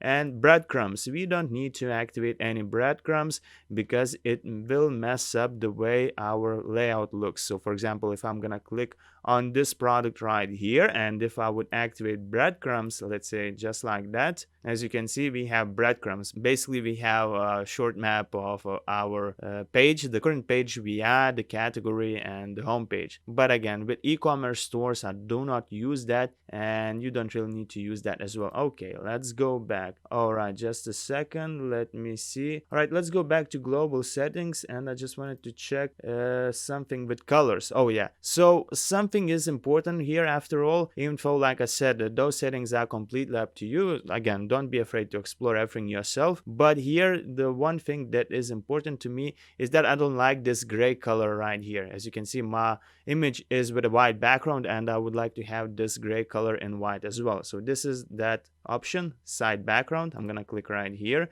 and I will choose this option, and I feel like it looks much better. Yeah, it looks much better. All right, so let's go back. And if you will need to do this change to change the background, just remember that all settings related to colors are done right here. All right, let's go back. So breadcrumbs we're not using. We're gonna skip blog tab because we haven't added any blog posts. We haven't set a page for displaying blog posts. So I have a completely separate section for working with blogs. So again, it's gonna be up to you if you want to start posting blog posts, but I always highly recommend to post blog posts because this way you can attract more visitors to your website. All right, let's go to pages. And right here, if we would do any changes, we would make changes to pages. So as you remember, pages that were not created using Elementor. So those pages are cookie policy, returns and refunds, and all other legal type of pages. All right, so here we're not gonna need to change anything because everything is good. So let's go back. Again, let's go to sidebar. So this one is optional if you want to activate sidebar for your website. So for example, if I would activate this sidebar right here, as you can see, I have a sidebar, and in this sidebar I can include some information, but I don't really do that. Sometimes I activate this option when I'm working with business websites, to represent brands, but when working with e-commerce stores, I like to keep this option right here without a sidebar. I think it looks much better. All right, let's go back. Footer builder. So I have a completely separate lesson for this, so now we can skip it. Custom post types. If I would go right here, we do not need to change anything because we haven't added any blog posts, and actually the current layout that we have right now is gonna be fine. And later, once we start adding blog posts, where I'm gonna show you how that works, maybe we will come back to this option right here to check what options we have, and we're gonna test out some different layouts. But for now, we do not need to change anything because everything is just great the way it is. All right, if I would go to WooCommerce, so obviously right here we will be doing changes to the WooCommerce part of our website. So we can do changes to product catalog right here. We can do some general adjustments. If I would go to general adjustments, again, we have some layout adjustments that we do not need to change to work on. So if I would go to product catalog, just a second, it's gonna open our product catalog. So this is our catalog, and this is how it looks. So we can change the layout, we can change how many columns we want to display, and you can do various other adjustments. You can hide, let's say, price if you do not want to display the price of your product. You can activate price back. You can activate add to cart if you want to. All right, just a second. This is how it's gonna look. But I usually like to keep everything simple, so I'm just gonna deactivate this one, and we're not gonna change anything, so we can go back. All right, just a second. If I'm gonna go back to this product catalog tab, and if I would go to design tab, as you can see, I can change the alignment. But we are limited right here because we are not using a pro version of Astra theme, so we can go back. And single product. So if I would go to single product, I will be doing changes to a product itself, to the product page. So for example, I'm just going to open this page, and as you can see, this is how it looks. And if I would do changes like layout, I can disable and enable some of the elements. As you can see right here, I just enabled that I want to show category. So in this case, I could disable meta element right here, and as you can see, it disappears, and now we only have category.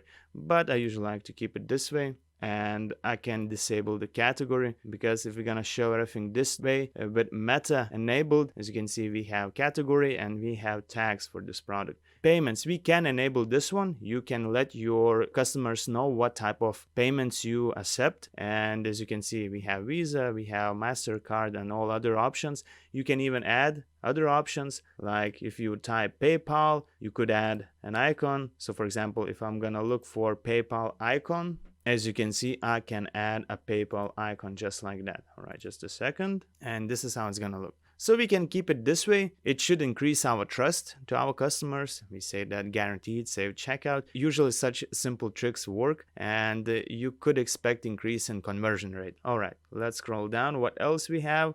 So we could disable free shipping, this text right here. As you can see, we have plus free shipping. So of course it depends if you are offering free shipping. So in this case, you might not want to disable this option, but in my case, I'm not offering free shipping. I do offer free shipping, but my customer has to spend at least $50 on my store to get this free shipping. All right, so this is how it's gonna look. And yeah, let's go to design tab, and yeah, we don't have any options right here because once again we are using a free version of Astra theme. All right, let's go back, and if I would go to cart page, obviously right here I will be doing changes to the cart page. So I should go to my cart page right here, just a second. All right, so this is my cart, and if I would activate this option, I could change the text right here, proceed to checkout. I could add any other text I want, but I usually like to keep this way. I think it looks good. All right, let's go back. And right here we have various adjustments for the checkout page. So once again, let's go to checkout page, and as you can see, we have company name field enabled right here, and we don't really need to have this field because obviously it's just too confusing for our visitors, for our customers. Unless you are doing business to business, then you might want to have this option enabled, but in my case and in most cases you should disable this one. And once again, with street address, you can keep two fields right here, but I usually like to disable this field, and I only like to keep one field for street and address because it's just easier for visitors, for customers to understand everything. Alright, so I think everything looks great, and other than that we don't really need to change anything here. We can go back, and right here we're not gonna activate any options. I think everything is good as it is by default. So let's go back.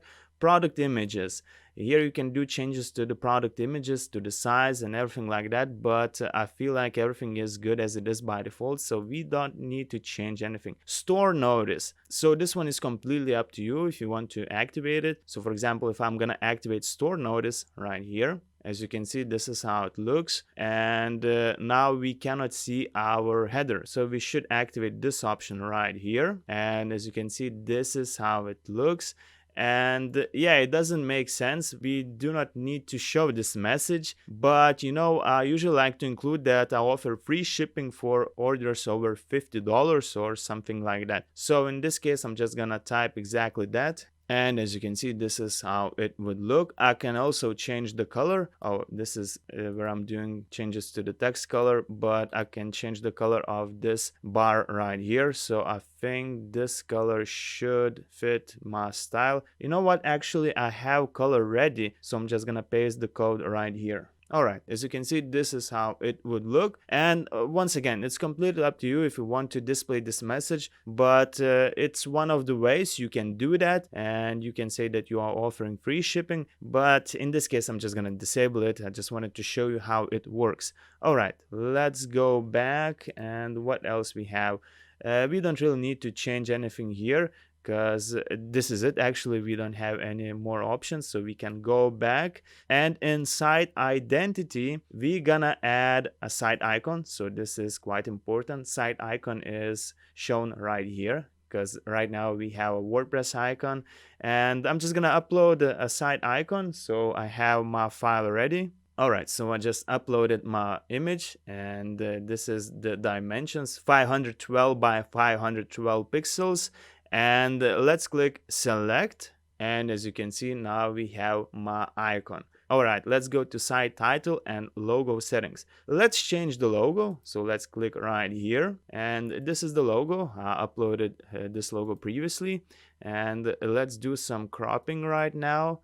Alright, let's make this a bit bigger, and let's click crop image, and now we can do some adjustments to logo size. We can make it a bit bigger. I think it looks good. And here you can check some other settings, some other options, but I think everything is good as it is just now. As you remember, when we were doing some general settings to our WordPress settings itself, we added site title and we added tagline, so we have the same two things right here, so we don't need to change anything. All right, let's go back, and yeah, this is the header builder, so we're gonna come back to this header builder in the next lesson. All right, if we would go to menus, as you can see right here, we have our main menu. So basically this is the main menu, and you can change the locations where you want to display this menu, but right now everything is good as it is, and we don't need to change anything. But yeah, you can explore this tab yourself if you'll ever need to add more menus. So this one is up to you how you want to approach this, but yeah, I'm not gonna change anything here because everything is good.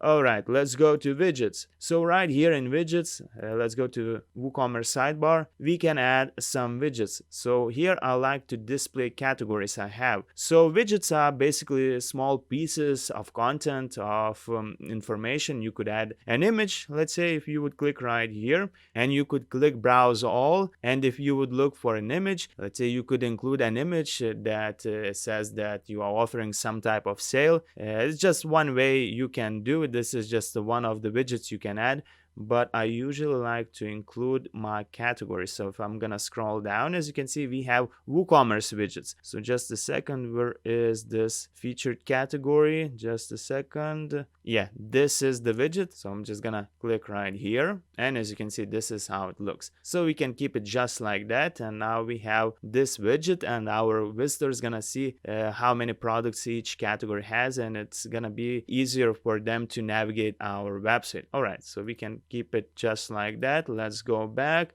Homepage settings. So right now we're not gonna change anything. In later lesson, when we're gonna talk about blog aspect of our website, this is where we're gonna do some changes. So right here we're gonna create a blog page, and we're gonna set this blog page to display blog posts, but for now we're not gonna do anything. If you would go to additional CSS, this is where you can do changes to style by using CSS code, and yeah, this is for advanced users who know a bit of coding, but we're not gonna do anything here. All right, so once we are done with all those changes, don't forget to click right here, publish, and now we can close this sidebar. All right, and this is how our website looks now, and it's starting to look better, much better. And right here, as you can see, it maybe would be better to have this that says sale in white color and in this electric color bubble, but we don't have those adjustments. It's just because we have a free theme, we are using a free theme. We could though do some changes with CSS code, but it's still good. It doesn't look that bad. And in later section where I'm gonna show you how to customize your website using a premium theme, you will see yourself that those changes, like changes to sale bubble, they are easily done with the premium theme. All right, so let's make sure that everything looks good. Let's go to our product. Let's see how our product looks. And everything looks good. Actually, we are getting quite good results even though we are using a free theme. So basically, this is it for this lesson. Now you know how to customize your theme. And just so you know that each theme usually has different customization options. So you'll see it yourself that in the next section of this course, the other theme is going to have different customization options. So that's all for now. In this lesson, we're gonna work on our header right here. Just like I told you in the previous lesson, we're gonna come back here. And as you can see, I'm back to my customization options. And to start working on our header, let's click right here, header builder. And before we start working on various elements right here, I just wanted to explain to you what is transparent header. So if we're gonna click right here, transparent header, we can activate a different kind of header that is transparent. Because right now we have a classic header, and I actually think that classic header works very well with e-commerce stores, and maybe transparent header is a good option when you are working on business websites to represent brand or business. And for example, if I'm going to activate this type of header right here, as you can see, this is how it's gonna look. So basically our section with the header just disappears and it goes on top on this first section. So when you activate a transparent header, you gotta take into account that you have to change your image, the background image for this section. You gotta adjust this image to make it work with your transparent header. So like I said, usually this works very well with business websites, but when I'm working with e-commerce sites, I usually like to keep the classic header. And right here, you can also enable or disable this type of header for various different pages. So for example, you could disable for blog posts, for pages. You could also disable it for WooCommerce product pages, because if we would go to our product page right here, so for example, I'm just going to open this product right here. As you can see, it doesn't look good. And if I would disable it, this transparent header just for my product page, we would go back to our classic type of header. Again, it's up to you what type of header you want to use, but I usually like to keep everything simple when I'm working with e-commerce stores, and I like to disable this option. But before I disable this option, I also wanted to tell you that you can choose if you want to enable this particular transparent header, just like this one right here, on mobile devices or just desktop devices, or for desktop or mobile devices together. So as you can see, this is how it's gonna look, but let's disable this one. I just wanted to show you how that works. Maybe in the future you will decide that you want to work a bit more on the style of your website, and maybe you will want to activate a transparent header. Alright, let's go back. And the first things when I'm working on my header, I just like to make sure that everything is in place and everything looks good. So as you can see right here, we have 3 levels for our header. So we could create multiple layers for our header, but I usually like to keep everything simple and easy to understand for my clients, for my visitors. And as you can see right here, we have our secondary menu added to this header, but we are not using such thing as secondary menu, so we can remove this one. And I believe it's gonna look much better if I will move our primary menu in the center right here.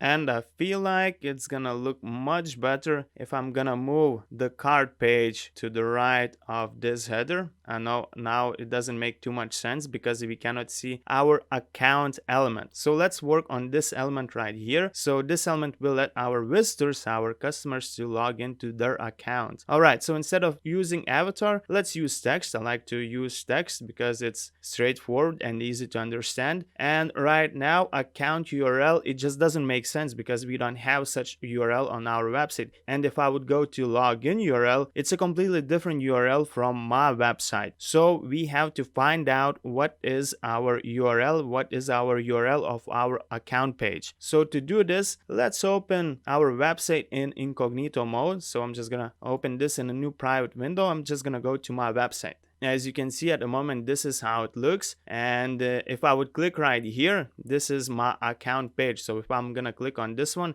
as you can see right here, we go to a completely different website that is not ours. So let's go back and we have to fix this issue right here. So our goal right now is to find our My Account page. As I remember, I saw it in the footer. Yeah, this is our account page. So if I'm gonna click on this My Account page, as you can see right here, it says My Account -2. Just like we changed this with our shop page, let's do this with My Account page because it just doesn't look good. And let's minimize this window. Later we're gonna go back to this window and let's open a new tab and let's go to our website. We want to make sure that everything looks as good as it can look. So we have to do changes to this My Account page. Let's go to the dashboard. So as you remember with shop page, we went to pages, and now once we are here, let's scroll down and this is My Account page. So let's click quick edit and now let's delete this -2. Alright, let's click update. And now to make sure that everything works, we should go to WooCommerce. Let's go to settings and let's make sure that we have the right page set for our account page.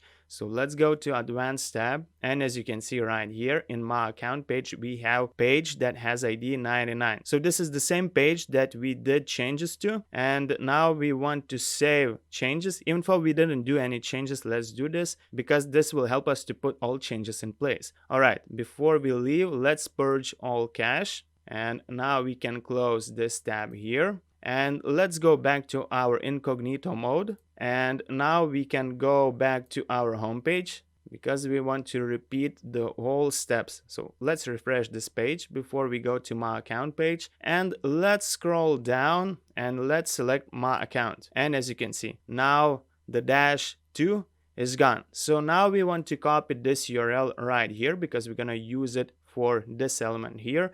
Let's close this incognito mode. And now we can paste this URL here. Just a second, just like that. And now you want to copy this part /my account. Let's copy this one here and let's paste this right here. So make sure that it looks just like that. All right. So now once our visitors, once our customers click on this My Account element, they're gonna go to their account page. And if they don't have an account on our website, they will be able to create one. Alright, let's go to Design tab and let's change the color of this element because I don't think that it's gonna look good in this color. So let's go right here, text options. Let's choose the color. I think gray color will look great. Alright, I think it looks good. Okay, so now once we are done with this part, let's go back and we can click here to do changes to our cart right here. But instead, we can click here. It's basically the same. Alright, so here you can choose what type of cart you want to have. I think this icon will look much better. Alright, it looks good. And here you can add cart label. As you can see, this cart label says how much worth is our cart. So right now it's $16.97.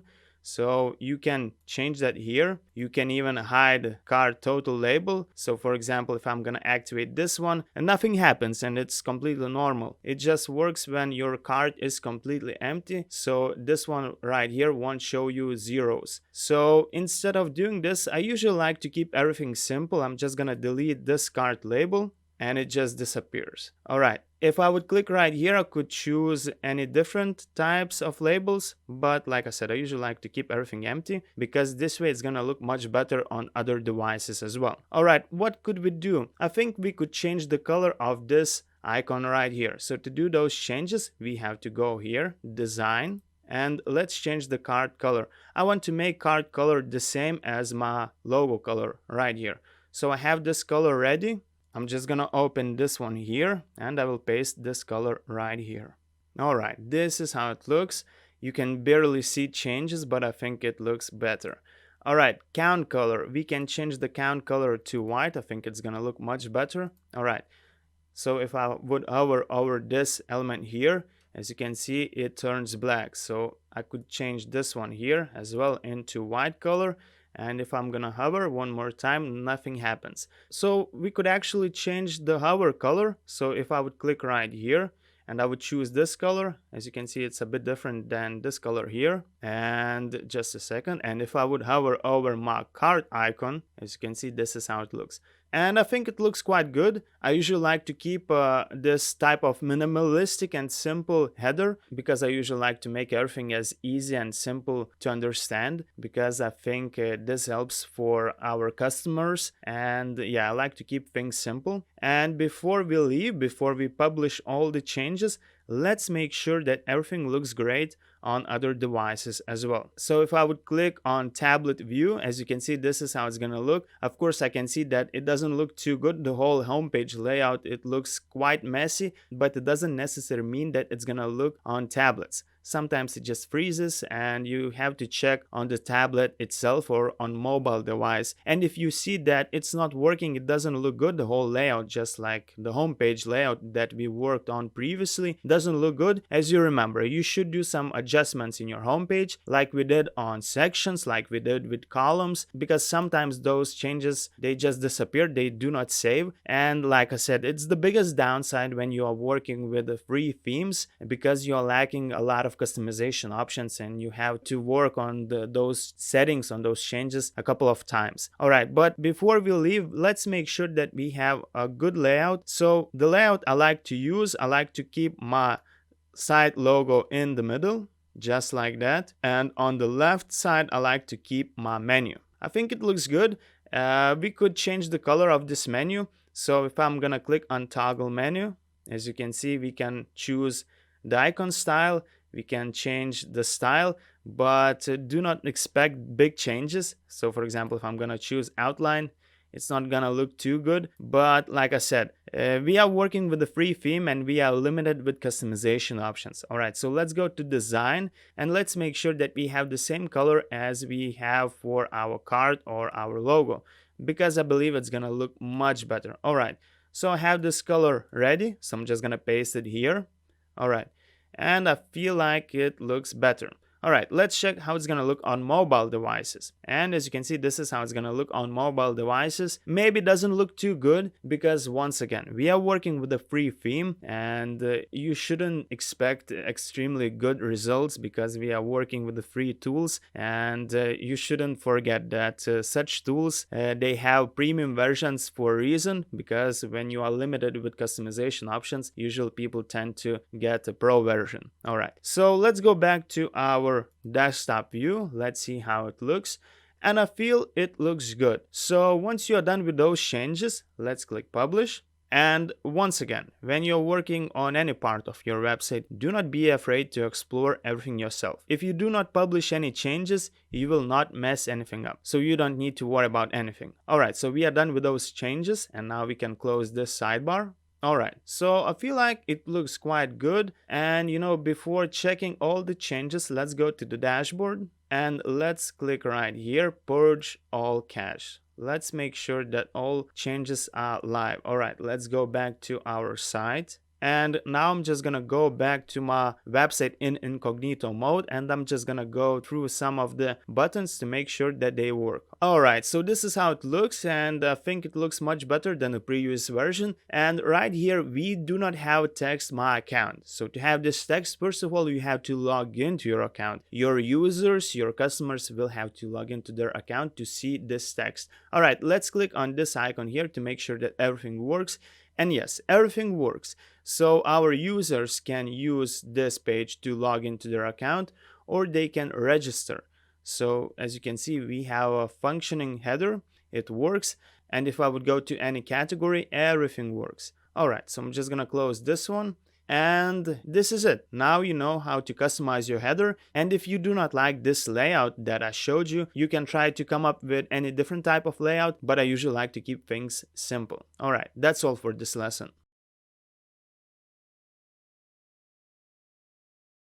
So once again, we are back to our customization options, and this time we're gonna work on our footer. So we can click right here, footer builder, and as you can see, this is our footer. This is our footer builder. As you remember, our header had a similar structure, and this time we are working on our footer. So it's kind of similar, but except this one is at the end of your website. Alright, so as you can see right now, we are using 2 layers out of 3. And once again, it's up to you how many layers you want to use, but I usually like to make everything look simple and easy to understand. But if you want to experiment, you can try out some different looks, some different structures of your footer. If you need some inspiration, just visit some of the websites you like and check their footers and try to replicate their settings. But once again, in this course, I'm going to show you probably the easiest way to make a footer, and it's going to be a kind of clear footer. Alright, so the first things when I'm working on footer, I like to use 4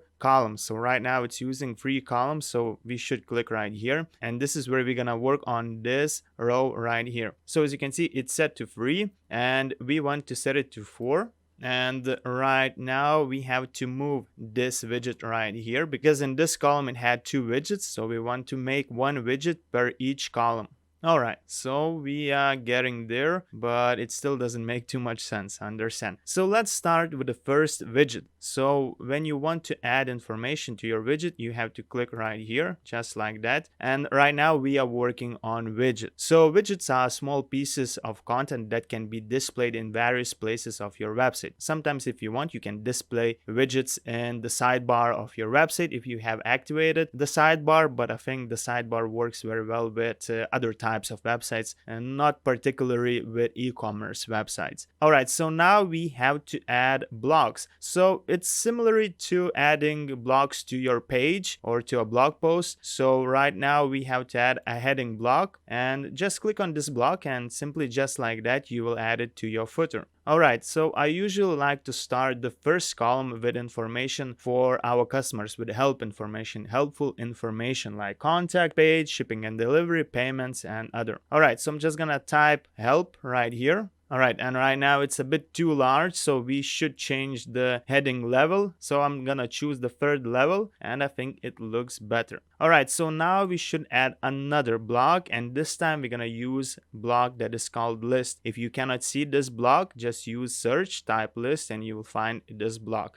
Alright, so I'm gonna choose list. And right now I'm just gonna list the pages I want to display right here. So I'm gonna include contact, shipping and delivery, refunds and returns. And if you will decide that you want to add such page as payments, sometimes it's a good option to add this page. It's just some extra information for your customers so they would know what payment options are available on your website. In this course, we haven't created this page, but now you have enough experience to create this page yourself. You can either create this page using WordPress text editor, or you can use Elementor. This one is going to be up to you if you want to have this page at all. So I'm just gonna list the pages I want to display here. I'm gonna hit enter. and I'm gonna list another page, and just like that I'm gonna list all the missing pages. Alright, so I just added the pages I'm planning to display, and like I said, you can also include such page as payments. You can create one. It's kind of helpful for your potential customers. And now we have to add URLs to these pages right here, because right now they are inactive. This is just a text. So to add URLs, we should go to our website, and as you remember, we should go to all of our pages if we want to know the links of those pages. So let's go to the dashboard of our website. Let's go to pages. Let's click all pages, and I'm just gonna show you one example how you can do that. So once we are in all pages, we want to find the pages we want to include in particular columns in our footer. So we have contact page. So I'm just gonna click right here, view. I'm gonna open this one in a new tab, and this is our contact page. So we want to copy this URL right here. I'm gonna go back and I'm gonna select contacts, and right here I'm gonna choose this option, and I'm just gonna paste my page, and I'm gonna click this one right here. So now this is an active page. Alright, so just like that, I'm gonna finish adding those two other pages. Alright, so we are done with this widget right here. We have all the needed pages. Later on we're gonna do some adjustments, style adjustments, but for now we can leave it as it is. Alright, let's go to the second widget right here. So let's select this widget, and before we add our information, we have to delete all the previous blocks that this widget had. So simply select a block and click right here and click remove paragraph. In this case it was a paragraph. Let's click right here. Now it's a column, so let's remove this column and just repeat this procedure. Let's remove this one, let's remove that one, and we have to remove this one as well. Alright, so now let's add our heading element. So let's select heading, and as you remember, we are supposed to select the third level of our heading, and right here I'm gonna type information. Alright, so as you remember, now let's click right here and we want to choose list. So let's choose list, and here I'm gonna list such pages as about us, privacy policy, terms of service, and cookie policy. And as you remember, to add pages, to make those links functional, we have to go to our pages, and I'm just gonna open about page in a new window just like that, and I'm gonna copy this link right here, and I'm gonna go back. Now I can close this tab, and I'm gonna select about us, and just like that I'm gonna paste it right here. And yeah, as you can see, we have an active link. Don't worry if the color isn't matching. Later we're gonna do final changes and everything's gonna match just fine. Alright, so just like that, I'm gonna finish adding all the other URLs to these pages. Alright, so I'm done with this column right here with this widget, and I'm gonna move on to the next widget. So let's select this widget, and once again we have to remove blocks that were added previously. So this is the block. Let's select this block and let's click right here and let's select remove. So let's remove this one as well. And as you remember, once again, let's select heading element and let's choose the third level. And right here in this column, I like to include the information pages for customers. So that's exactly what I'm gonna type right here. All right, let's add the final block. It's gonna be the list. And right here, I like to include such pages as my account, my orders, and account details. So that's exactly what I'm gonna type. All right, and now we have to add those pages. So to find those pages, those URLs, let's go to our website. Let's go to our homepage. Let's click right here, my account. And obviously this is the page, this is the URL we want to copy because this is my account page. So let's copy this one. Let's go back. Let's double click on this text right here. Let's choose this option and just paste this URL here, my orders. So let's go back to this page and let's click orders. So we want to copy this one right here. Let's go back. Let's select my orders. Let's add the URL and let's click enter. Account details. So let's go back to this page and let's select account details. And just like that, we can copy the URL. let's go back, let's select account details, let's add our URL, and let's select this one. All right, so now it's gonna be more convenient for our users, for our customers, potential customers, to access this important information. All right, so we are done with this one. Now we can move on to the last widget, and in the last widget, in the last column right here, I usually like to include a newsletter subscription form. So that's exactly what we're gonna do. So we're gonna click right here, we're gonna add heading, and we're gonna type newsletter. All right, so now we want to change the level of this heading. Let's choose the third level, and now we have to add a subscription form. So to add this subscription form, we're gonna use the same plugin, the same form builder that we used to create our contact page. So let's go to our website, let's go to the dashboard, and as you remember, the plugin was called Fluent Forms. So we want to click right here, new form. Let's choose this form. I believe this form will look great on our footer. All right, so now we have to do some changes. So let's start with this button right here. Let's choose here. And this is the minimum width, and we want to change that. Instead of using 100%, let's make it 30%. I think 30% will look great on our footer. And now we could change the color of this button. As you can see right here in button style, once it's set to custom, we can actually add our color. So now I'm just gonna add my color that I previously generated using Colors generator, and this is gonna be the matching color. So I'm just gonna paste this color code right here. As you can see, this is how it's gonna look, and now I want to change the border color as well. So I'm just gonna paste this code, and I'm gonna click OK. So let's go to hover style, and let's change the text color. So let's choose the same color because I think it's gonna look good. Just a second, I'm gonna click right here, paste, and I'm gonna do the same with the border color.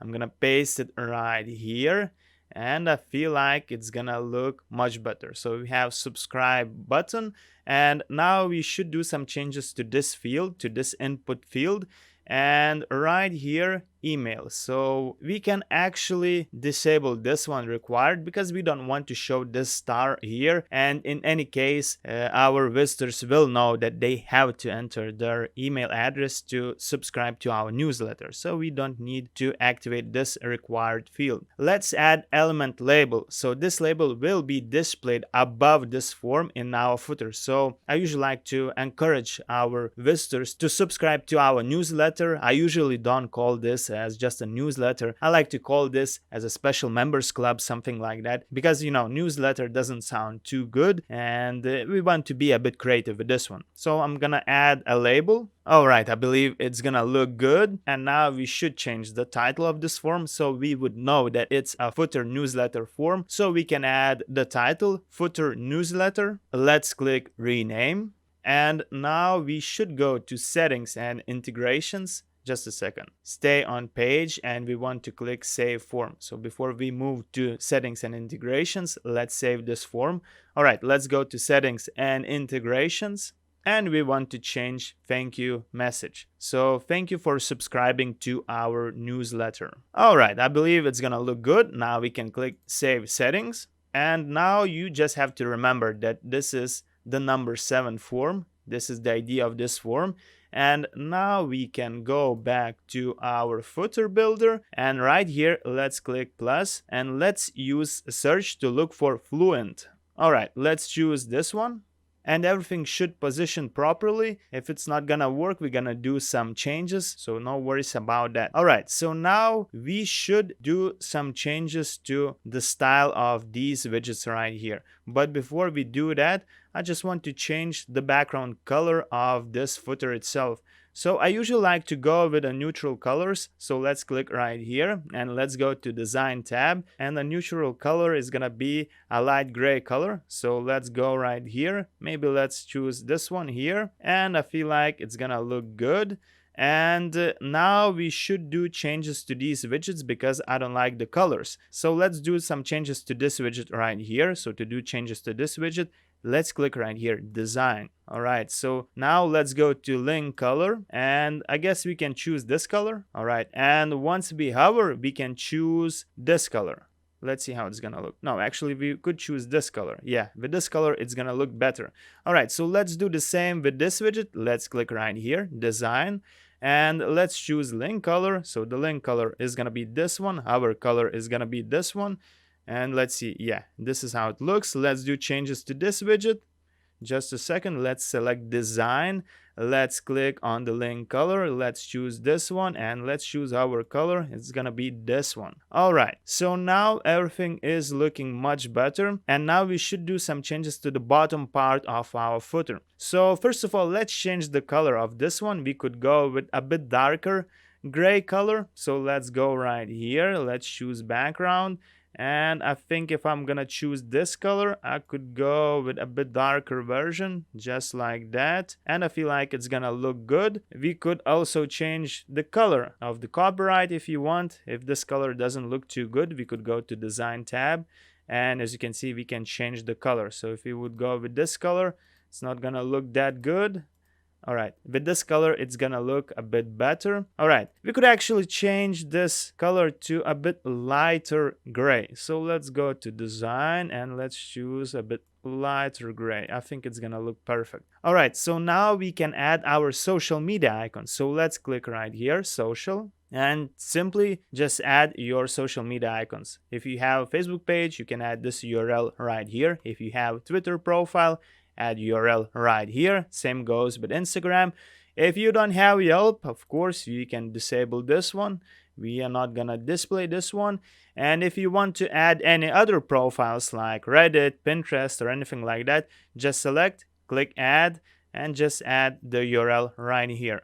And we could actually do some changes to design because we can barely see our icons. So let's choose the icon color. All right, I think this color will look great. And what's next? We could change the size of these icons as well. So let's make them a bit bigger. All right, I think it looks great. All right, so now everything should look great. And we can actually click publish. And let's close this sidebar. Let's scroll down. All right. As you can see, it doesn't look too good. Subscribe to our newsletter. So we should do some changes to this text. So we want to go back to our form. And here, let's do some changes. So let's go to our footer newsletter editor right here. And you know what? Instead of displaying this label right here, we could delete this label because as you saw it yourself, it doesn't look too good. So we can copy this label. Let's delete this one right here. Let's click Save Form. And as you see yourself, sometimes when you are building a website, it is about problem solving. But no worries about that. We're gonna solve this problem right away. All right, let's go back to our homepage. Let's click Customize. Let's choose Footer Builder. Let's go to this widget because it was the last widget. And we want to add another block. And this time we're going to use a paragraph block. And in this block, let's paste our text. All right, so this is the text we were supposed to have. Just a second. I'm going to type this text, join our members club and get the best deals and offers. All right, so I just entered the text and now we can move this block a bit up and let's click right here on this form. Let's make sure that we have selected this form, newsletter, and now we can click publish. No worries about the text beneath this form because it's gonna disappear. All right, so we published all the changes. So now we can go back to the all customization options. And you know what? I'm just gonna go to my homepage in this tab right here. And let's refresh this page one more time and let's see how our changes look. All right, so as you can see now it looks this way. I think it looks a bit better, and just like that you can edit and create your footer. It might not be the best looking version just because we are working with a free tool, but it's helpful. It's helpful for our customers, and this is the most important thing. And let's say once your visitor subscribes to this form right here, so let's say I'm just gonna show you how it's gonna look. I'm gonna type my email address. Let's click subscribe.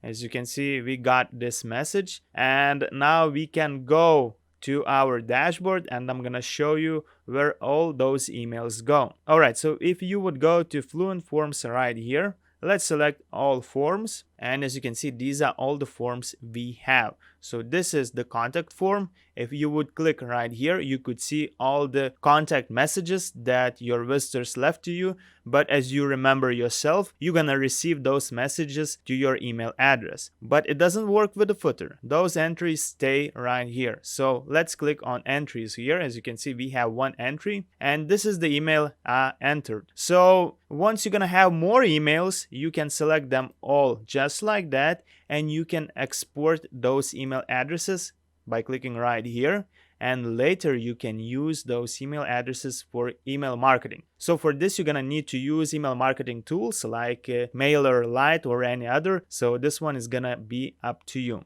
All right, so here you will see all the emails, all the subscriptions, and now we can close this one. And yeah, so basically we are done with our footer, and we are almost done with this section where I show you how to create a website using free tools.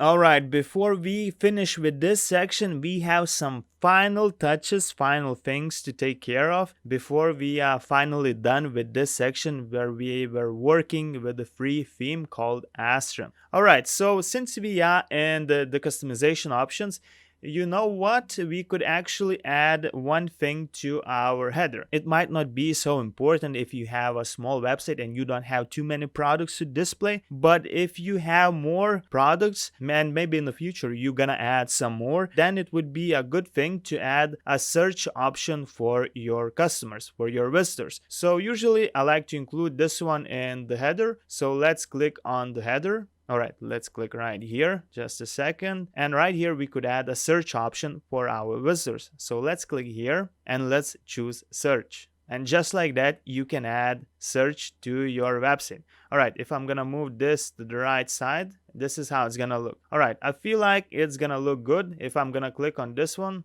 All right, right now it's not functioning, but no worries about that. Later it's gonna function just fine. All right, in design, we could change the color, and it's completely up to you if you want to change colors. But as you can see here, it works. No, just a second, wait, I'm doing changes to the header. So I'm supposed to click on search right here. And if you would go to design, you can choose the color. So I'm gonna choose the same color as I'm using for my logo. Alright, so I just pasted my color, and as you can see, this is how it looks. And if we would click publish, we can close this sidebar, and let's click on the search, and as you can see, we can look for products. It's fully functioning. So it's up to you if you want to include this, but I believe it's very useful for customers, and especially once your store grows, and you're gonna need to have this search option. All right, so now we are totally and absolutely done with our header, with our footer, and the next thing that we should take care of, let's make sure that we have activated some options for our visitors to create account. So let's go to WooCommerce right here. Let's go to settings. As you remember, all settings related to WooCommerce can be found right here in WooCommerce tab settings.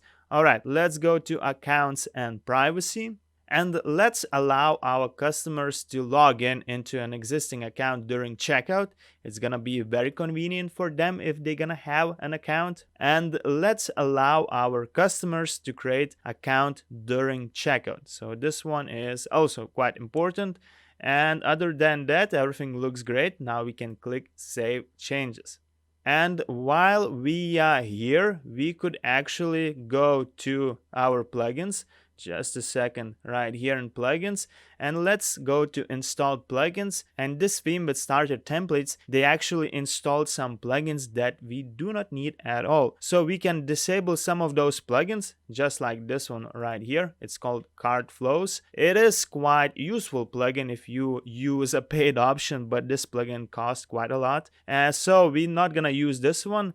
Obviously, we are not using this one, so let's scroll down. What else we have? You can keep this one, Spectra, it might be convenient for you when you're gonna create blog posts. This one adds some more blocks to your WordPress text editor. So it's convenient, but it's not necessary to use. You can actually deactivate this one as well. I usually don't use this one at all, but if you want to explore things, you can keep this plugin, and later when I'm gonna teach you how to add blog posts, you will see what blocks you can add. So this one is gonna be up to you. So you can disable this one and you can delete this one. All right, we are not using this one as well, so we can deactivate this. And now we can select the plugins. We are not using this one, that one, and Spectra. And once again, it's up to you if you want to explore this one, but to be honest, you don't really need it. Just add some extra blocks, and with default blocks of your WordPress text editor, you will be able to create a fine blog post. All right, so let's select this one. Let's go right here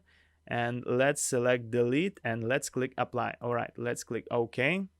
And while we are here, we could actually update this plugin right here. All right, fantastic. We deleted all unused plugins. And if you're not using any plugins or some plugins, just delete them. There's no need to keep them on your website, especially if you're not using them. All right, so we are done with this part. And now the last thing that we could do, you know what? We could actually go to our pages. Let's select all pages. And right here, we're going to practice Elementor one more time. But this time we're gonna do things a bit differently. All right, so as you remember, we created about page using WordPress text editor. So let's click view in a new tab because we're gonna copy the information right here that we have here. And as you can see right now, this page just doesn't look good. And as you remember, when I tried to move around this image, it just didn't work for some reason. Sometimes this can happen, but it doesn't mean that it's gonna happen to you. But once again, we want to make our website look as nice as possible, and now this about page just doesn't fit our design. So we should create this page using Elementor. So right here we're gonna practice Elementor one more time, but this time we're gonna do things a bit differently. All right, since we have created this page and we already published this page, it has a bit different styling options.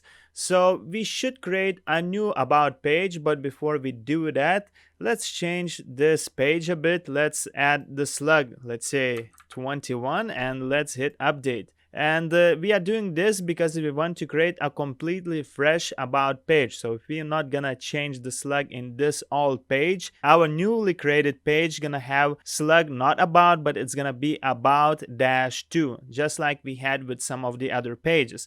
All right, so now we can click right here, add new page. I'm gonna type about, and let's click edit with Elementor.